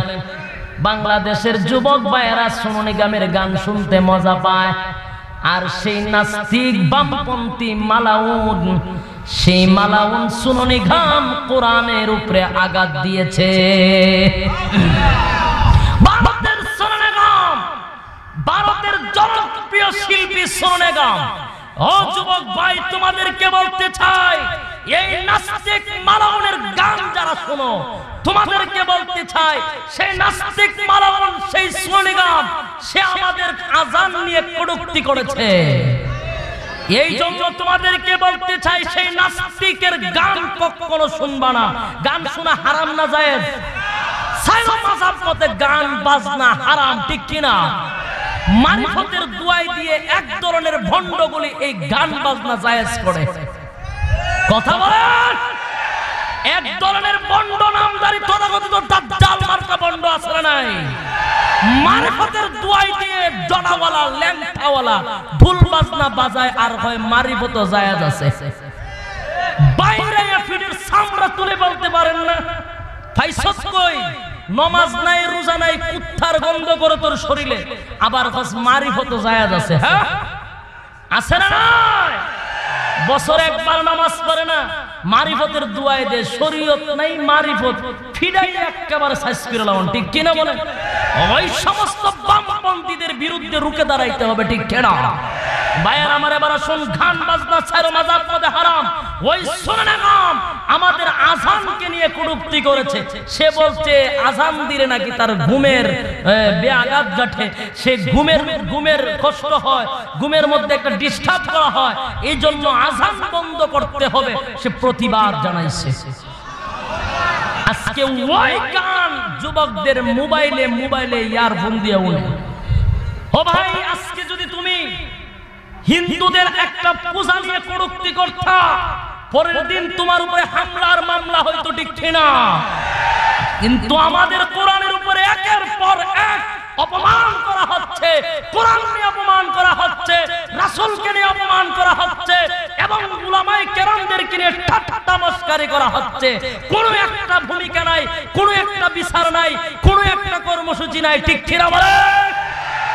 কিন্তু আপনারা তাকায়া দেখবেন, একটা হিন্দুকে যদি আপনি টাচ করেন, পরের দিন আপনার উপরে মামলা। কিন্তু হাজারো মুসলমানকে নির্যাতন করা হচ্ছে, কোনো বিচার নাই বাংলার জমিনে, ঠিক কিনা? আজকে দেখবেন এই দল সেই দল নিয়ে তারা ব্যস্ত। এই দলকে ফাঁসি দিতে হবে, তাকে রিমান্ডে জড়াইতে হবে, তার এই করতে হবে, সেই করতে হবে। কিসের কারণে?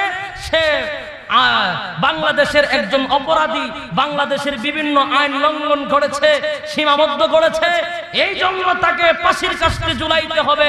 শুধু তাই নয়, তাকে বেইজ্জতি করা হবে। উলামায়ে কেরামদের উপরে একের পর এক নির্যাতন করা হয়। কিসের কারণে? তাদের আইন মানতে আমরা পারি না, এই অপরাধে, ঠিক কিনা? কিন্তু আইনগুলা কি আপনার কোরআন মোতাবেক, কোরআন সুন্নাহ মোতাবেক আইন চলে না সম্পূর্ণ দালালদের মাধ্যমে আইন চলে, ঠিক কিনা? সমস্ত কিছু কৌশল হলো দালালদের, লাল চামড়া, ঠিক কিনা? ওই লাল চামড়া কুত্তাগুলির অর্ডারে বাংলাদেশ চলে, ঠিক কিনা? এই আইন উলামায়ে কেরাম কখনো মানতে পারে না, মানতে পারি না, ঠিক কিনা বলেন? প্রয়োজনে নিজের তাজা রক্ত দিব, তথাপি কোনো মালাউনের আইন বাংলার জমিনে বাস্তবায়ন হতে দিব না। মুসলমান ইমানদার তাজা রক্ত দিতে হবে। ইমান এত রসুলুল্লাহর মাঝখানে আসে নাই। ইমাম যে আজকে ইসলাম আসছে, সাহাবায়ে কেরামদেরকে ফুলকুলির থেকে মিষ্টি মুখে ঢুকাইছে, আর ইসলাম বাংলাদেশে আয়া পড়ছে। কিতাব বুঝেন আপনারা না? রক্তের উপরে ভর করে বাংলাদেশে ইসলাম আসছে। জুড়ে বলেন কিসের মাধ্যমে? রক্ত দেওয়া হয়েছে ভাই, এক সাগর রক্তের বিনিময়ে ইসলাম কায়েম হয়েছে। আর আজকে আমরা যারা মনে করি তাসবিহ সুবহানাল্লাহ সুবহানাল্লাহ সুবহানাল্লাহ পড়লে ইসলাম কায়েম হবে, খোদার কসম না। এক দল আছে এখন দেখবেন খালি তাসবিহ লিয়া মসজিদের কোণা আছে না নাই, ইসলাম কায়েম হয়ে যাবে, ঠিক কি না? ও তো সোজা না। আল্লাহর রাসূলের দোয়া অথবা বদুয়া ডাইরেক্ট কবুল হতো, ঠিক কি না? রাসূল যদি দোয়া করতেন, আল্লাহ ইসলামটা তুমি কায়েম করে দাও, তাহলে এত শত সাহাবীর জীবন যাওয়ার দরকার আছে? রাসূলের দান ভাঙার দরকার ছিল? রক্ত ঝরানোর প্রয়োজন ছিল? তাহলে রাসূল দাঁত ভেঙে আমাদেরকে শিখায়া গেছেন, রক্ত ঝরায় আমাদেরকে শিখায়া গেছেন। ইসলাম আরাম আয়েশের মাধ্যমে আসে নাই, রক্তের মাধ্যমে আসছে, ঠিক কি না? একের তাকবীর, আল্লাহু আকবার। ইসলামের সচরণ, ইসলামের সচরণ। ভাই আমার, এবার আসুন, পাট পাট হয়ে গেছে। একদল আছে খালি মসজিদে মসজিদে তাসবিহ পড়া, ইসলাম কায়েম হয়ে যাচ্ছে।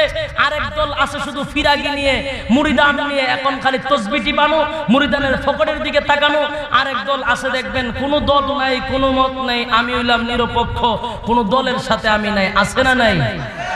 এত সহজ নয় ভাই। এজন্য আসুন, ইসলাম কায়েম করতে হলে ইসলামের বিরুদ্ধে যারা প্রথমে কথা বলবে তাদের জিভ বাংলাদেশে টেনে চিরা হবে, ঠিক কিনা? সব বরদাস্ত করতে পারে, ইসলামের বিরুদ্ধে কোনো কথা বলা হবে, মুসলমান এটা বরদাস্ত করতে পারে না। মুসলমান যতই ইল্লাল্লাহর জিকির করেন আর তাসবিহ তালিম করেন আর মনে করেন আপনার দায়িত্ব শেষ, না ভাই না। খুদার কসম, সাহাবায়ে কেরামদের মতো শরীরের তাজা রক্ত দিতে ইনশাআল্লাহ প্রস্তুত আছেন, তাহলে ইসলাম কায়েম হবে ইনশাআল্লাহ। আজকে আমাদের ইসলাম মদিনার দিকে যাচ্ছে, ইসলাম মদিনার দিকে যাচ্ছে ভাই। যত ধরনের অপকর্ম আছে আমাদের দেশে, আছে না নাই? মুসলমান না এটা খ্রিস্টান না হিন্দু বুঝার মতো কোনো ক্ষমতাই নাই। গ্রামের মানুষ তো মাশাআল্লাহ ভালোই আছেন, শহর বন্দরে যান, পুরা ইহুদি খ্রিস্টানদের কালচার বাংলাদেশে, ঠিক কি না?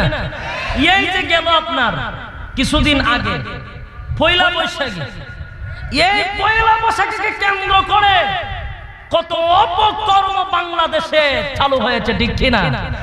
এটা মুসলমানের কোন আইন না, মুসলমানের মধ্যে এটা থাকতে পারে না, সম্পূর্ণ রামদের, ঠিক কি না বলেন? এই ইহুদি খ্রিস্টান লাল চামড়া কুত্তাগুলির এই কালচার বাংলার জমিনে বাস্তবায়ন হয়েছে। আর আজকে আমাদের মেয়েরা, আমাদের বোনেরা রঙে রঙের শাড়ি পরে আর খারাপ কাজের মধ্যে সব সময় অপকর্মের মধ্যে লিপ্ত থাকে, ঠিক কি না? পয়লা বৈশাখের দিন আমার প্রোগ্রাম ছিল ঢাকা ওই কেরানীগঞ্জে বিক্রমপুর। আমরা গাড়িতে বসা, আমার সঙ্গে উনিও ছিল। তা আমরা বললাম, দেখছেন অবস্থাটা? গ্রামটা হিত মাশাআল্লাহ ভালো অবস্থাটা দেখছেন? বুঝাই যায় না এটা যে বাংলাদেশ একটা মুসলমান দেশ, বুঝার মতো ক্ষমতা নাই। নারী পুরুষ যেভাবে অবাধে মেলামেশা শুরু করে দিয়েছে, কুত্তা কুত্তি যেমন ভাদর মাস আইলে শুরু করে, বাংলাদেশে পয়লা বৈশাখ আইলে এরকম শুরু করে। কথা কি বেজার অন্য আপনারা? আপনার খারাপ লাগতে পারে, কিন্তু কথাটা 100% সত্য, ঠিক কিনা বলেন? কারণ এটা জানা দরকার, এটা মুসলমানের দেশ। ও ভাই, এটা দালালদের দেশ নয়। যেই দেশের মধ্যে আলেম ওলামা আছে, যেই দেশের মধ্যে ওলি আল্লাহরা আছে, ওই দেশে এরকম খারাপ কাজ হতে দেওয়া যায় না। ইনশাআল্লাহ ওই দিন বেশি দূরে নয়, ইনশাআল্লাহ পরিবর্তন হবে ইনশাআল্লাহ, ঠিক কিনা বলেন? বেশি দূরে নয়, ইনশাআল্লাহ কায়েম হবে, ঠিক কিনা? শুধু সময়ের অপেক্ষায়, ঠিক কিনা বলেন? এজন্য আসুন ভাই, কান চোখ খোলা রাখতে হবে, ঠিক কিনা? সবগুলা খোলা রেখে কাজ করতে হবে, মন গড়া মতে কাজ করলে হবে না। এবার আসুন, আমি আপনাদেরকে বলতেছিলাম, যেই কথাটা বলতেছিলাম যে আমাদের বাঁচা দরকার কোন জিনিস থেকে? জাহান্নামের আগুন থেকে, গান বাজনা এই সমস্ত থেকে বিরত থাকতে হবে, ঠিক কি না? সুনো নিগমের গান কি শোনা যাবে? সুনো নিগমের গান শোনা যাবে না, কোনো গানই শোনা যাবে না। কিন্তু কোন মুসলমান হয়ে ওই কুখ্যাত নাস্তিক মালাউনকে কোনোদিন সাপোর্ট করতে আমরা পারি না, ঠিক কিনা বলেন? এবার আসুন ভাই, গান বাজনা বাজানো যাবে না, ওই রাত্রিতে জাহান্নামের আগুন থেকে বাঁচার জন্য দোয়া করতে হবে, ঠিক কিনা? এই জন্য রাসূল বলেন, কিয়ামতের ময়দানে যখন তার বাবার কাছে যাইব নেকির জন্য, পাইবে না, তার মার কাছে যাবে, তারপরও নেকি দিয়ে আপনাকে সাহায্য করবে না, ঠিক কিনা বলেন? এবার আসুন, সন্তান ভাববো যে একটা নেকির শট, মার কাছে গেলে তো ফাম হয়, সুতরাং একটা নেকি পূরণ করতে পারলেই তো জান্নাত। এত সোজা না। মা তার সন্তানকে অস্বীকার করবে। তোমাকে আমি চিনি না, আমার কোনো বিয়ে হইছে না। পৃথিবীর জমিনে মা সন্তানের জন্য সবচেয়ে বেশি মহব্বত না? সন্তান ডাক দেয়া বলে, হে মা, দুনিয়ার জমিনে একটা মশার কামড় তুমি বরদাস্ত করতে পারো না। মা গো, আজকে একটা নেকির জন্য আমি জাহান্নামে যাব গো মা। ও মা, তুমি যদি একটা নেকি দাও, তোমার সন্তানটা জান্নাতে যাবে। যদি একটা নেকি না দাও গো মা, অনন্তকালের জন্য জাহান্নামে যাব। মা গো, একটা নেকি দাও না। মা সঙ্গে সঙ্গে বলবে, আমি তোমার চিনি না, তোমার সঙ্গে কোনোদিন দেখাই হয় নাই। না ভাইরা, মা তার সন্তানকে ভালো করে চিনবে, পরিচয় দিবে না কেন জানেননি? পরিচয় দিলেই যদি আবার নেকি দিতে হয়, এবার সন্তান কাঁদবে আর দৌড়বে। এবার তার প্রাণের বিবির সঙ্গে সাক্ষাৎ হয়ে যাবে, লাল চামড়ার বউয়ের সঙ্গে দেখা হয়ে যাবে। ডাক দিয়া বলবে, বিবি গো, দুনিয়ার জমিনে তোমার মুখের হাসি ফোটানোর জন্য মার সঙ্গে সুন্দর আচরণ করি নাই। হ্যাঁ বিবি, তোমার সঙ্গে আচরণ করেছি সুন্দর, মার সঙ্গে চোখ রাঙ্গাইয়া কথা বলেছি, বাবাকে দেখতে পারি নাই, বাবাকেও ভালো পাই নাই, তোমাকে নিয়ে অনেক দূরে চলে গেলাম তোমার সুখের জন্য।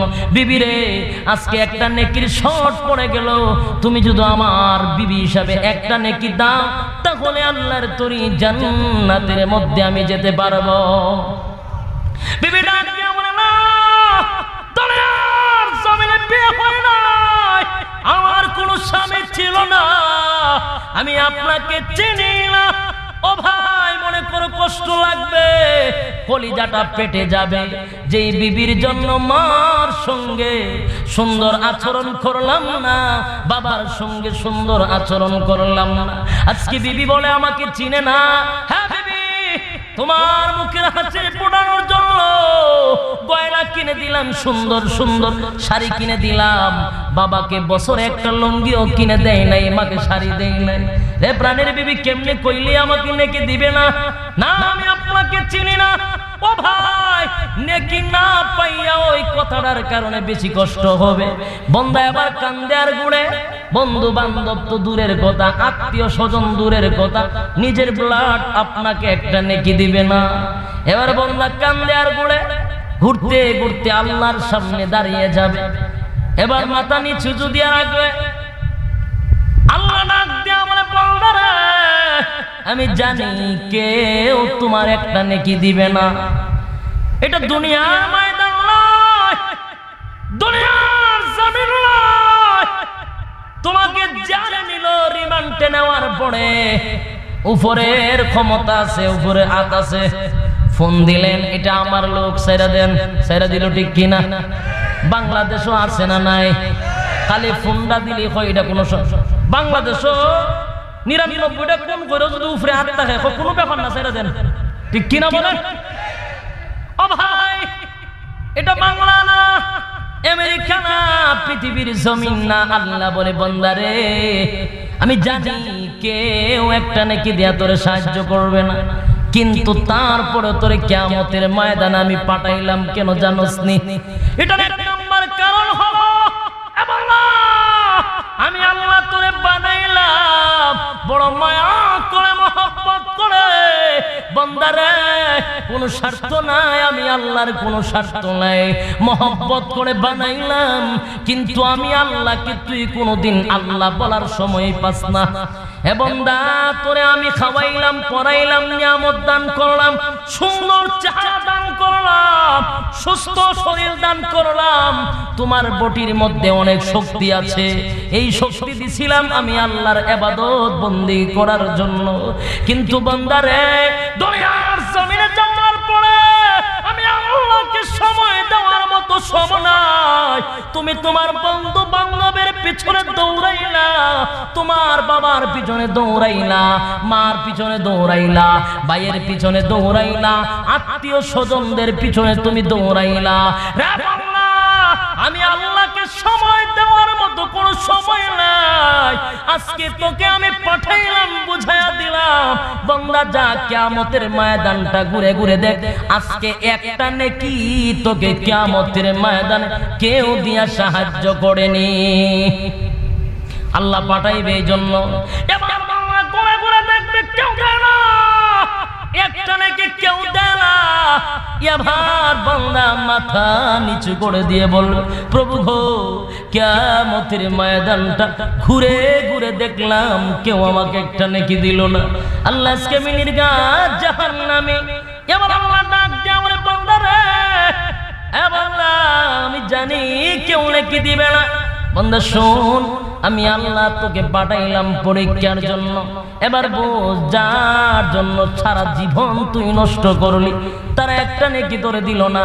আর আমি আল্লাহ তোরে কত মহব্বত করি রে, কত মহব্বত করি, কত মায়া করি, দয়া করি। একদিন কুসুমপুর হাই স্কুল মাঠের মধ্যে বসে বসে গভীর রজনীতে কোরআন হাদিসের কথা শুনেছিলি। আরামের ঘুম হারাম করে স্ত্রী পুত্র ছেড়ে দিয়া তুমি আমার ওই স্কুল মাঠের মধ্যে বসে বসে কোরআনের কথাগুলো শুনেছিলে, আলেম ওলামার দিকে তাকায়া রয়েছিলে। আমি আল্লাহর ক্যামেরার মধ্যে ধরা পড়ে গেছো। আমি আল্লাহ তাকায়া দেখি রে, আমার বান্দা ওই মাঠের মধ্যে উপস্থিত ছিল। এটাকে উপলব্ধি করে, উসিলা করে কিয়ামতের ময়দানে একটা নেকি পূরণ করে আমি আল্লাহ তোকে জান্নাতে পাঠায়া দিলাম। আরো আসতে হই না ভাই।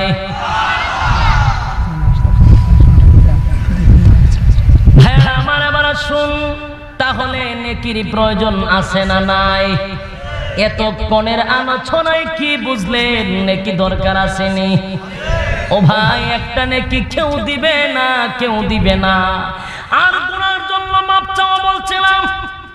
এ ভাই, এই রাত্রিতে মুক্তির রাত, জাহান্নামের আগুন থেকে বাঁচা।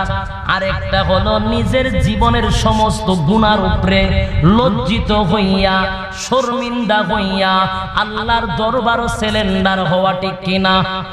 হে প্রভু, আমরা তো আজকে তওবা করি, কি তা জানেননি? মসজিদে গিয়া কয়, আল্লাহ আর জীবনে তা করতাম না, সুদ এখন যেভাবে লাগাইলা সেটি যদি তুইলা দিতে পারি লাভটা, পরের দিকে আর খাইতাম না, ঠিক কিনা বলে? কারণ 1 বছর পর্যন্ত যে সুদ লাগানি আছে, ইডি উঠলেন না পরে ছাড়তাম না ভাই না। তওবার বিবরণ পাইলাম, কিভাবে তওবা করবা। তওবা শব্দের অর্থ কি জানার দরকার আছে না নাই? ফিরে আসা, ত্যাগ করা। কথা বুঝছেন নি? কোথার থেকে ফিরে আসবেন? গুনাহ থেকে ফিরে আসতে হবে। আল্লাহর নবী বলেন, গুনাহ থেকে তওবা কিভাবে করবা? এ ভাঙা তওবা কিভাবে করবে রে? হাত তুলে বলবে, আল্লাহ জীবনের সমস্ত গুনার উপরে লজ্জিত হয়ে গেলাম, সামনে গুনাহ করব না। তোমার কুদরতি পায়ের সামনে সিলিন্ডার হয়ে গেল। প্রভু গো, সামনে আর কোনোদিন গুনাহ করব না, গুনাহ ছেড়ে দিতে হবে, ঠিক কিনা? এ ভাই, খুব মনোযোগ দিয়া শুনি, কয়েক মিনিট আলোচনা লম্বা করব না ভাই।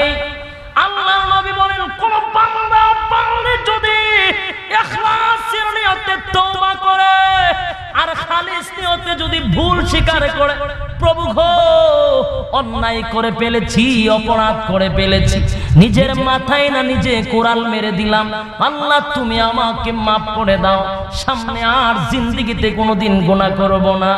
চোখের পানি যদি ছেড়ে দিতে পারো, ও ভাই, চোখের পানি যদি ছেড়ে দিতে পারো, আল্লাহর নবী বলেন, ও পৃথিবীর মানুষেরা, তোমার চোখের পানির এত দাম, এত দাম। আল্লাহ বলেন, নবী গো, জানায়া দেন, আমার কোন বান্দা বান্দি যদি আমি আল্লাহর দরবারে সিলিন্ডার হয়ে যায় আর যদি চোখের পানিগুলো ছেড়ে দিয়া বলে, প্রভু গো, অন্যায় করে ফেলেছি, অপরাধ করে ফেলেছি, আপনি যদি মাফ না করেন, কার দরবারে যাইব? আমাদের দ্বিতীয় কোনো খোদা নাই।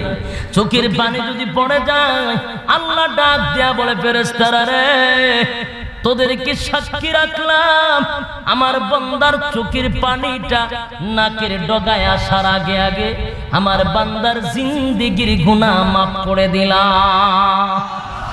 ও ভাই, যত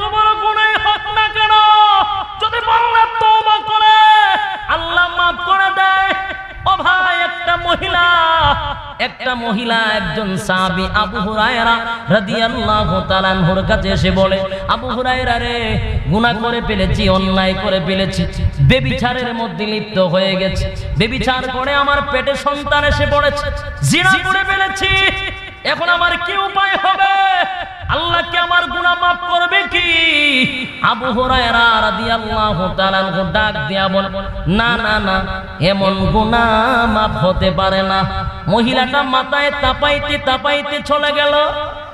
এবার আবু হুরায়রা মসজিদে নববীর মধ্যে নামাজ পড়তে যায়। ফজরের নামাজ যখন পড়তে গেলেন, রাসূলের সঙ্গে তার সাক্ষাৎ হয়ে গেল। ডাক দিয়া বলে, নবী গো, এইভাবে একটা মহিলা গুনাহ করে ফেলেছে, ব্যভিচার করেছে, এবার তার গুনাহ maaf হবে নি, আমার কাছে জানতে এসেছি। আমি তাকে বলেছি, না, এমন গুনাহ আল্লাহ maaf করতে পারে না। আল্লাহর নবী ডাক দিয়া বলে, আবু বকর রে, আবু হুরায়রা, কি করলে তুমি বড় অন্যায় করে ফেলেছো, তুমি অপরাধ করেছো। ওই মহিলা অপরাধ করে নাই, তুমি অপরাধ করেছো। ওগো নবীজি, আমি কেমনে অপরাধ করলাম? তুমি যে মহিলাকে বললা আল্লাহ maaf করবে না, এই জন্য তুমি অপরাধ করলা। রে আবু জালেব রে, আবু হুরায়রা, তুমি কি জানো না আল্লাহ পাক রব্বুল আলামিন বান্দার সমস্ত গুনাহ maaf করে দেয় যদি বান্দা maaf চায়, ঠিক কিনা বলেন? তাহলে আসুন আজকে আপনারা maaf চাইবেন না আল্লাহর কাছে, জোরে কোন চাইবেন না? কিতা চাইবেন? বাড়িতে গিয়া বউদের maaf চাইবেন? তখন তো উঠাউঠি করতেছে, বউর কাছে গিয়ে maaf চাইবনি, জোরে করি না? আমি কইলাম চোখের পানি ফালাইয়া মাডো খাইন্দা যান, খোদার কসম আল্লাহ maaf করে দিবে। যদি আপনি সমস্ত গুনার উপরে লজ্জিত হয়ে যান, সামনে ওই গুনাহগুলি না করেন, তাহলে maaf হবে। অনেকে মনে রাখো, হুজুর ইতা কইতে পারতাম না, ই আইন মানতে পারতাম না, সুতরাং আমি মুনাজাত তাই করলাম না, জায়গা দেন, ঠিক কি না? আগের থেকে জুতা মোতা বাইশ করে যাওয়া শুরু করছে, কারণ শুধু 1 লাখ টাকা লাগায়, ঠিক কি না? কষ্ট হয়নি কথাটি শুনলে? এরকম আসামি তো আছে, অনেক আছে না নাই? আমার উপর রাগ করে লাভ আছে? আমি তো লিগেল কথা বলছি, কারণ তোমার 1 লক্ষ টাকা সুদে লাগায় তুমি জাহান্নামের আংরা ফেডের ভিতরে বইরা রাখছো, ঠিক কি না বলেন? তাহলে তুমি maaf কেমনে আল্লাহর কাছে চাইবা? ওই টাকা তুমি বাদ দিয়ে দাও, মানুষের টাকা মানুষের কাছে ফেরত দিয়ে দাও, তারপরে তওবা করো, আল্লাহ গ্রহণ করবে, ঠিক কি না? ভাইয়ের আমার, এবার শুন, আজকে এই মাহফিলে তওবা করতে রাজি আছেন? পারবেন না ইনশাআল্লাহ? সকলেই দোয়া করে আমরা যাব ইনশাআল্লাহ। তাহলে আজকের রাত্রি, আজকের আলোচনা এটাই বুঝলাম। 1 নাম্বার হলো এই রাত্রিতে আমরা কি করব, আবার এটা বলে দেই। 1 নাম্বার হলো এই রাত্রিতে আমরা নফল ইবাদত বন্দি করা। 2 নাম্বার হলো এই রাত্রি পরের দিন রোজা রাখা। 3 নাম্বার হলো এই রাত্রিতে সকল সমস্যার জন্য দোয়া চাওয়া। 4 নাম্বার হলো এই রাত্রিতে আমরা আমাদের কবরবাসীর জন্য ইসালে সওয়াব পৌঁছে দেওয়া। 5 নাম্বার হলো কবর জিয়ারত করা একা একা। 6 নাম্বার হলো এই রাত্রিতে গোসল করা, ঠিক কিনা বলেন? তাহলে আসুন, আর এটার তাৎপর্য হলো বোঝার প্রয়োজন। শবে বরাত শব্দের অর্থ হলো মুক্তির রাত। এই রাত্রিতে আমরা কিসের জন্য মুক্তি চাইবো? জাহান্নামের আগুন থেকে মুক্তি চাইবো। এই রাত্রিতে কিসের জন্য মুক্তি চাইবো? নিজের জীবনের গুনাহ থেকে মুক্তি চাইবো, ঠিক কিনা? তাহলে এবার আসুন, এই রাত্রিতে আমাদের আল্লাহ পাক রব্বুল আলামিন আমাদেরকে ফাওয়ায়ে দিবেন, কপালে নসিব করে দিবেন। সকলেই খুশি না বেজার? এখন দোয়া হবে, আখির মুনাজাত দিয়ে আপনারা বাড়িতে যাবেন ইনশাআল্লাহ। আজকের এই আলোচনার থেকে যদি কিছু মানুষ তার ভুল বুঝতে পারে যে আসলে আমাদের কি করণীয় আর আমরা কি করতেছি, যদি এটা পজিটিভ মনে করে নেয়, নেগেটিভ মনে না করে, অবশ্যই ইনশাআল্লাহ কামিয়াব হবেন। কারণ আমি একটা কথাও কোরআন হাদিসের বাইরে বলি নাই, ফালতু কথা একটাও বলি নাই। যতটুকু বলেছি আপনাদেরকে বোঝানোর চেষ্টা করেছি, যেন আপনারা বিভ্রান্তির দিকে না যান। আল্লাহ পাক রব্বুল আলামিন বলনেওয়ালা শুননেওয়ালা উভয়কে যেন সহিভাবে আমল করার তৌফিক দান করে। সকলেই বলি আমিন, আল্লাহুম্মা আমিন। إن صلاتي ونسكي ومحياي ومماتي لله رب العالمين لا شريك له وبذلك أمرت وأنا আউয়ালুল মুসলিমিন। রব্বুল আলামিন আল্লাহ গভীর রাত হয়ে গেল, তোমার বান্দাগুলি আরামের বিছানাগুলি হারাম করে স্ত্রী পুত্রগুলো ছেড়ে দিয়ে আল্লাহ নরমাল বিছানার মধ্যে বসে বসে এতক্ষণ পর্যন্ত যা কিছু আলোচনা হয়েছে রব্বুল আলামিন মেহেরবানি করে গো সকলকে বোঝার তুমি তৌফিক দান করে দাও। রব্বুল আলামিন বোঝার পরে আমল করার তৌফিক দান করো আল্লাহ। আয় রব্বুল আলামিন রহমতের নজর দিয়ে একটু তাকাও, এই মজলিসে অনেক সাদা সাদা দাড়িওয়ালা মুরব্বীরা হাত তুলেছে আল্লাহ। এই মজলিসের মধ্যে আল্লাহ তরুণ যুবক ভাইরা আল্লাহ যে সমস্ত যুবকগুলি গান বাজনা নিয়ে আল্লাহ ব্যস্ত থাকে, কিন্তু তোমার বান্দাগুলি গান বাজনাগুলি ত্যাগ করে আল্লাহ কোরআনের কথা শোনার জন্য আল্লাহ মৌমাছির জাতির মতো বসে আছে রে মওলা। মেহেরবানি করে তাকায়া দেখো যুবক ভাইদেরকে লইয়া হাতটা বাড়াইলা আল্লাহ। এই মজলিসে ছোট ছোট মাসুম বাচ্চারা হাত তুলেছে, এই মজলিসের মধ্যে পর্দার আড়ালে মা বোনেরা হাত তুলেছে আল্লাহ। মজলিসটার মধ্যে যদি কোনো গুনাহগার বেশি থাকে, এই গুনাহগারটা হলাম আমি, আমার মতো নাফরমান, আমার মতো গুনাহগার নালায়েক অযোগ্য একটা বান্দা তোমার আল্লাহ। এই গুনাহগার বান্দা দুইটা হাত বাড়াইলাম, আমার হাতের দিকে তাকাইলেন না আল্লাহ, আমার দিকে তাকাইলে মাফের কোনো আশা নাই। মাবুদ গো এই মজলিসটার মধ্যে যার হাত তুমি পছন্দ করো তার হাতের উসিলা জিন্দেগির গুনাহ মাফ করে দাও রব্বুল আলামিন। তামাম জিন্দেগির গুনাহ মাথায় লইয়া আসামির বেশে, কাঙ্গালির বেশে, ভিক্ষুকের বেশে তোমার দরবারে দুইটা হাত বাড়ায়া দিলাম গো। মেহেরবানি করে জিন্দেগির গুনাহ মাফ করে দেন আল্লাহ রব্বুল আলামিন। রহমতের মাস, বরকতের মাস, গুনাহ মাফের মাস আল্লাহ। আল্লাহর নবী বলেছেন এই মাসগুলি আসলে বেশি বেশি করে দোয়া করা। আল্লাহুম্মা বারিক লানা ফি রজব ওয়া শাবান ওয়া বাল্লিগনা রমাদান।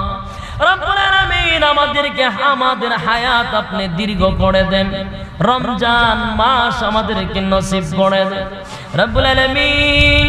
রমজান মাস আসার আগে আগে রমজান মাসের সামান তৈরি করার তৌফিক দান করে রব্বুল আলামিন। আমাদের সামনে রমজান মাস, মেহেরবানি করে গো রমজান মাসের হক আদায় করার তৌফিক দান করে রব্বুল আলামিন। আখির দরখাস্ত আয় আল্লাহ তাআলা আমাদের পক্ষ থেকে লাখ কোটি দুরূদ আর সালাম সোনার মদিনায় পৌঁছায়া দেন রব্বুল আলামিন।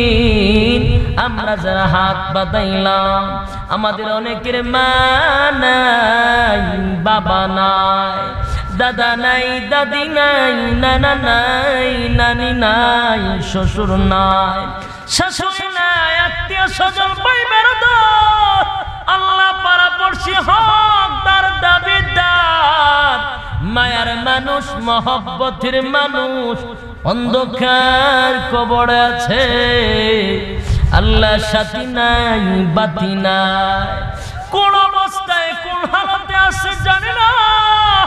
আমাদের গুনার কারণে আমাদের আব্বা আম্মার কবরে আপনি আগুন জ্বালায়া দিয়েন না আল্লাহ। আমাদের গুনার কারণে আব্বা আম্মার কবরে কিন্তু আযাব দিয়েন না। আমাদের গুনার কারণে আব্বা আম্মার মাইরেন না আল্লাহ। আমাদের গুনার কারণে দাদা দাদির কবরে আল্লাহ আযাব দিয়েন না রব্বুল আলামিন। মেহেরবানি করে যেই মা বাবা নিজে না খাইয়া আমাদেরকে খাওয়াইছে, নিজের বাবা ভালো কাপড় পরিধান করে নাই, আমাদেরকে কাপড় পরিধান করাইছে। আল্লাহ ভালো একটা মাছ কিনে আনে নাই, টাকা কমে যাবে, ছেলের লেখাপড়ার খরচ দিতে হবে। আল্লাহ ওই মা বাবা এত কষ্ট করে সন্তানকে লালন পালন করে, আজকে বিশাল চাকরিজীবী হয়ে গেছে, ব্যাংকের চাকরি করে, সরকারি চাকরি করে, কিন্তু মা বাবা অন্ধকার কবরে আছে। যেই মা বাবা এত কষ্ট করে লালন পালন করে আজকে চাকরিওয়ালা হয়ে গেল, আজকে গাড়িওয়ালা হয়ে গেল, অথচ মা বাবা কোন অবস্থায় কোন হালতে আছে রে যুবক, একবার তুই চিন্তা করে দেখলি না? জাহান্নামের আগুনের ভিতরে আছে না জান্নাতের ভিতরে আছে দেখলি না? আল্লাহ, গুনার কারণে আব্বা আম্মার কবরে তুমি কিন্তু কষ্ট দিও না। আমাদের আব্বা আম্মাকে জান্নাতের উচ্চ মাকাম দান করো আল্লাহ। যেই মা বাবা তো কষ্ট করে লালন পালন করলো গো, আমাদের আব্বা আম্মার কবরে তুমি আযাব দিও না আল্লাহ। মাপসাই পানাসাই, বড় আদরের আব্বা, বড় আদরের আম্মা, আম্মা ডাক কত মজা, আব্বা ডাক কত মজা রে আল্লাহ। ওই মা বাবা যারার নাই, বাইরে কবরের পাশে দাঁড়াইয়া সূরা ফাতিহা ইখলাস পড়ে পড়ে ইসালে সব কবরে পৌঁছায়া দিও। আর মা বাবার জন্য দোয়া করো, রব্বির হামহুমা কামা রব্বায়ানি সগীরা, রব্বানা তাকাব্বাল মিন্না ইন্নাকা আনতাস সামিউল আলিম। রব্বুল আলামিন আমাদের আম্মা আব্বা ছোট থাকতে যেইভাবে লালন পালন করেছে, তুমি তাদেরকে কুদরতি ভাবে লালন পালন করো রব্বুল আলামিন। আখিরি দরখাস্ত, তাম পৃথিবীর গুনাহগুলি মাথায় লইয়া তওবা করলাম আল্লাহ। আজকের রাত্রিতে আমরা তওবা করলাম, বাকি জিন্দেগি আর কোনোদিন গুনাহ করব না, বাকি জিন্দেগি আর কোনোদিন সুদের কাতারে নাম লেখাইব না, বাকি জিন্দেগি ঘুষ খাইব না, অন্যায় বিচারে লিপ্ত হব না।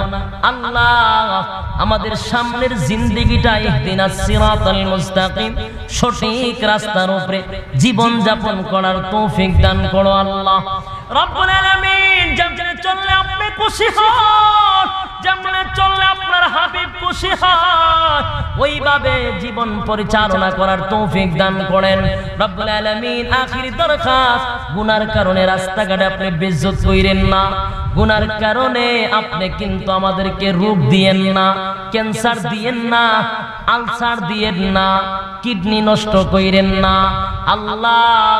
আমাদেরকে বড় বড় বেমার দিয়া, ওষুধ দিয়া হসপিটালে ঘুমায়া রাখেন রব্বুল আলামিন।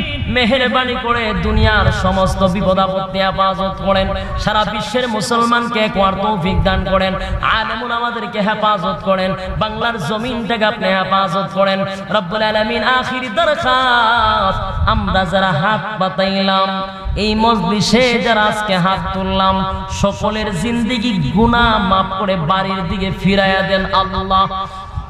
গুনাহ লইয়া বাড়ির দিকে ফিরাইয়া দিয়েন না আল্লাহ। আজকের এই মাহফিলটা করতে গিয়ে যত যুবক ভাইয়ারা মেহনত করেছে, মুরব্বী বাবারা বুদ্ধি দিয়েছে, মহিলারা রান্না বান্নার কাজ করেছে, আমার যুবক ভাইদেরকে আপনি কবুল করেন। এই মাহফিলের সভাপতিকে আপনি কবুল করেন, মাহফিলের প্রধান অতিথিকে আপনি কবুল করেন আল্লাহ। যারা এই মাহফিলে সাহায্য সহযোগিতা করলো সকলকে কবুল করেন। সুবহানা রাব্বিকা রাব্বিল ইজ্জাতি আম্মা ইয়াসিফুন ওয়া সালামুন আলাল মুরসালিন ওয়ালহামদুলিল্লাহি রাব্বিল আলামিন। আমিন। বারাকাল্লাহু لا إله إلا الله محمد رسول الله صلى الله عليه وسلم।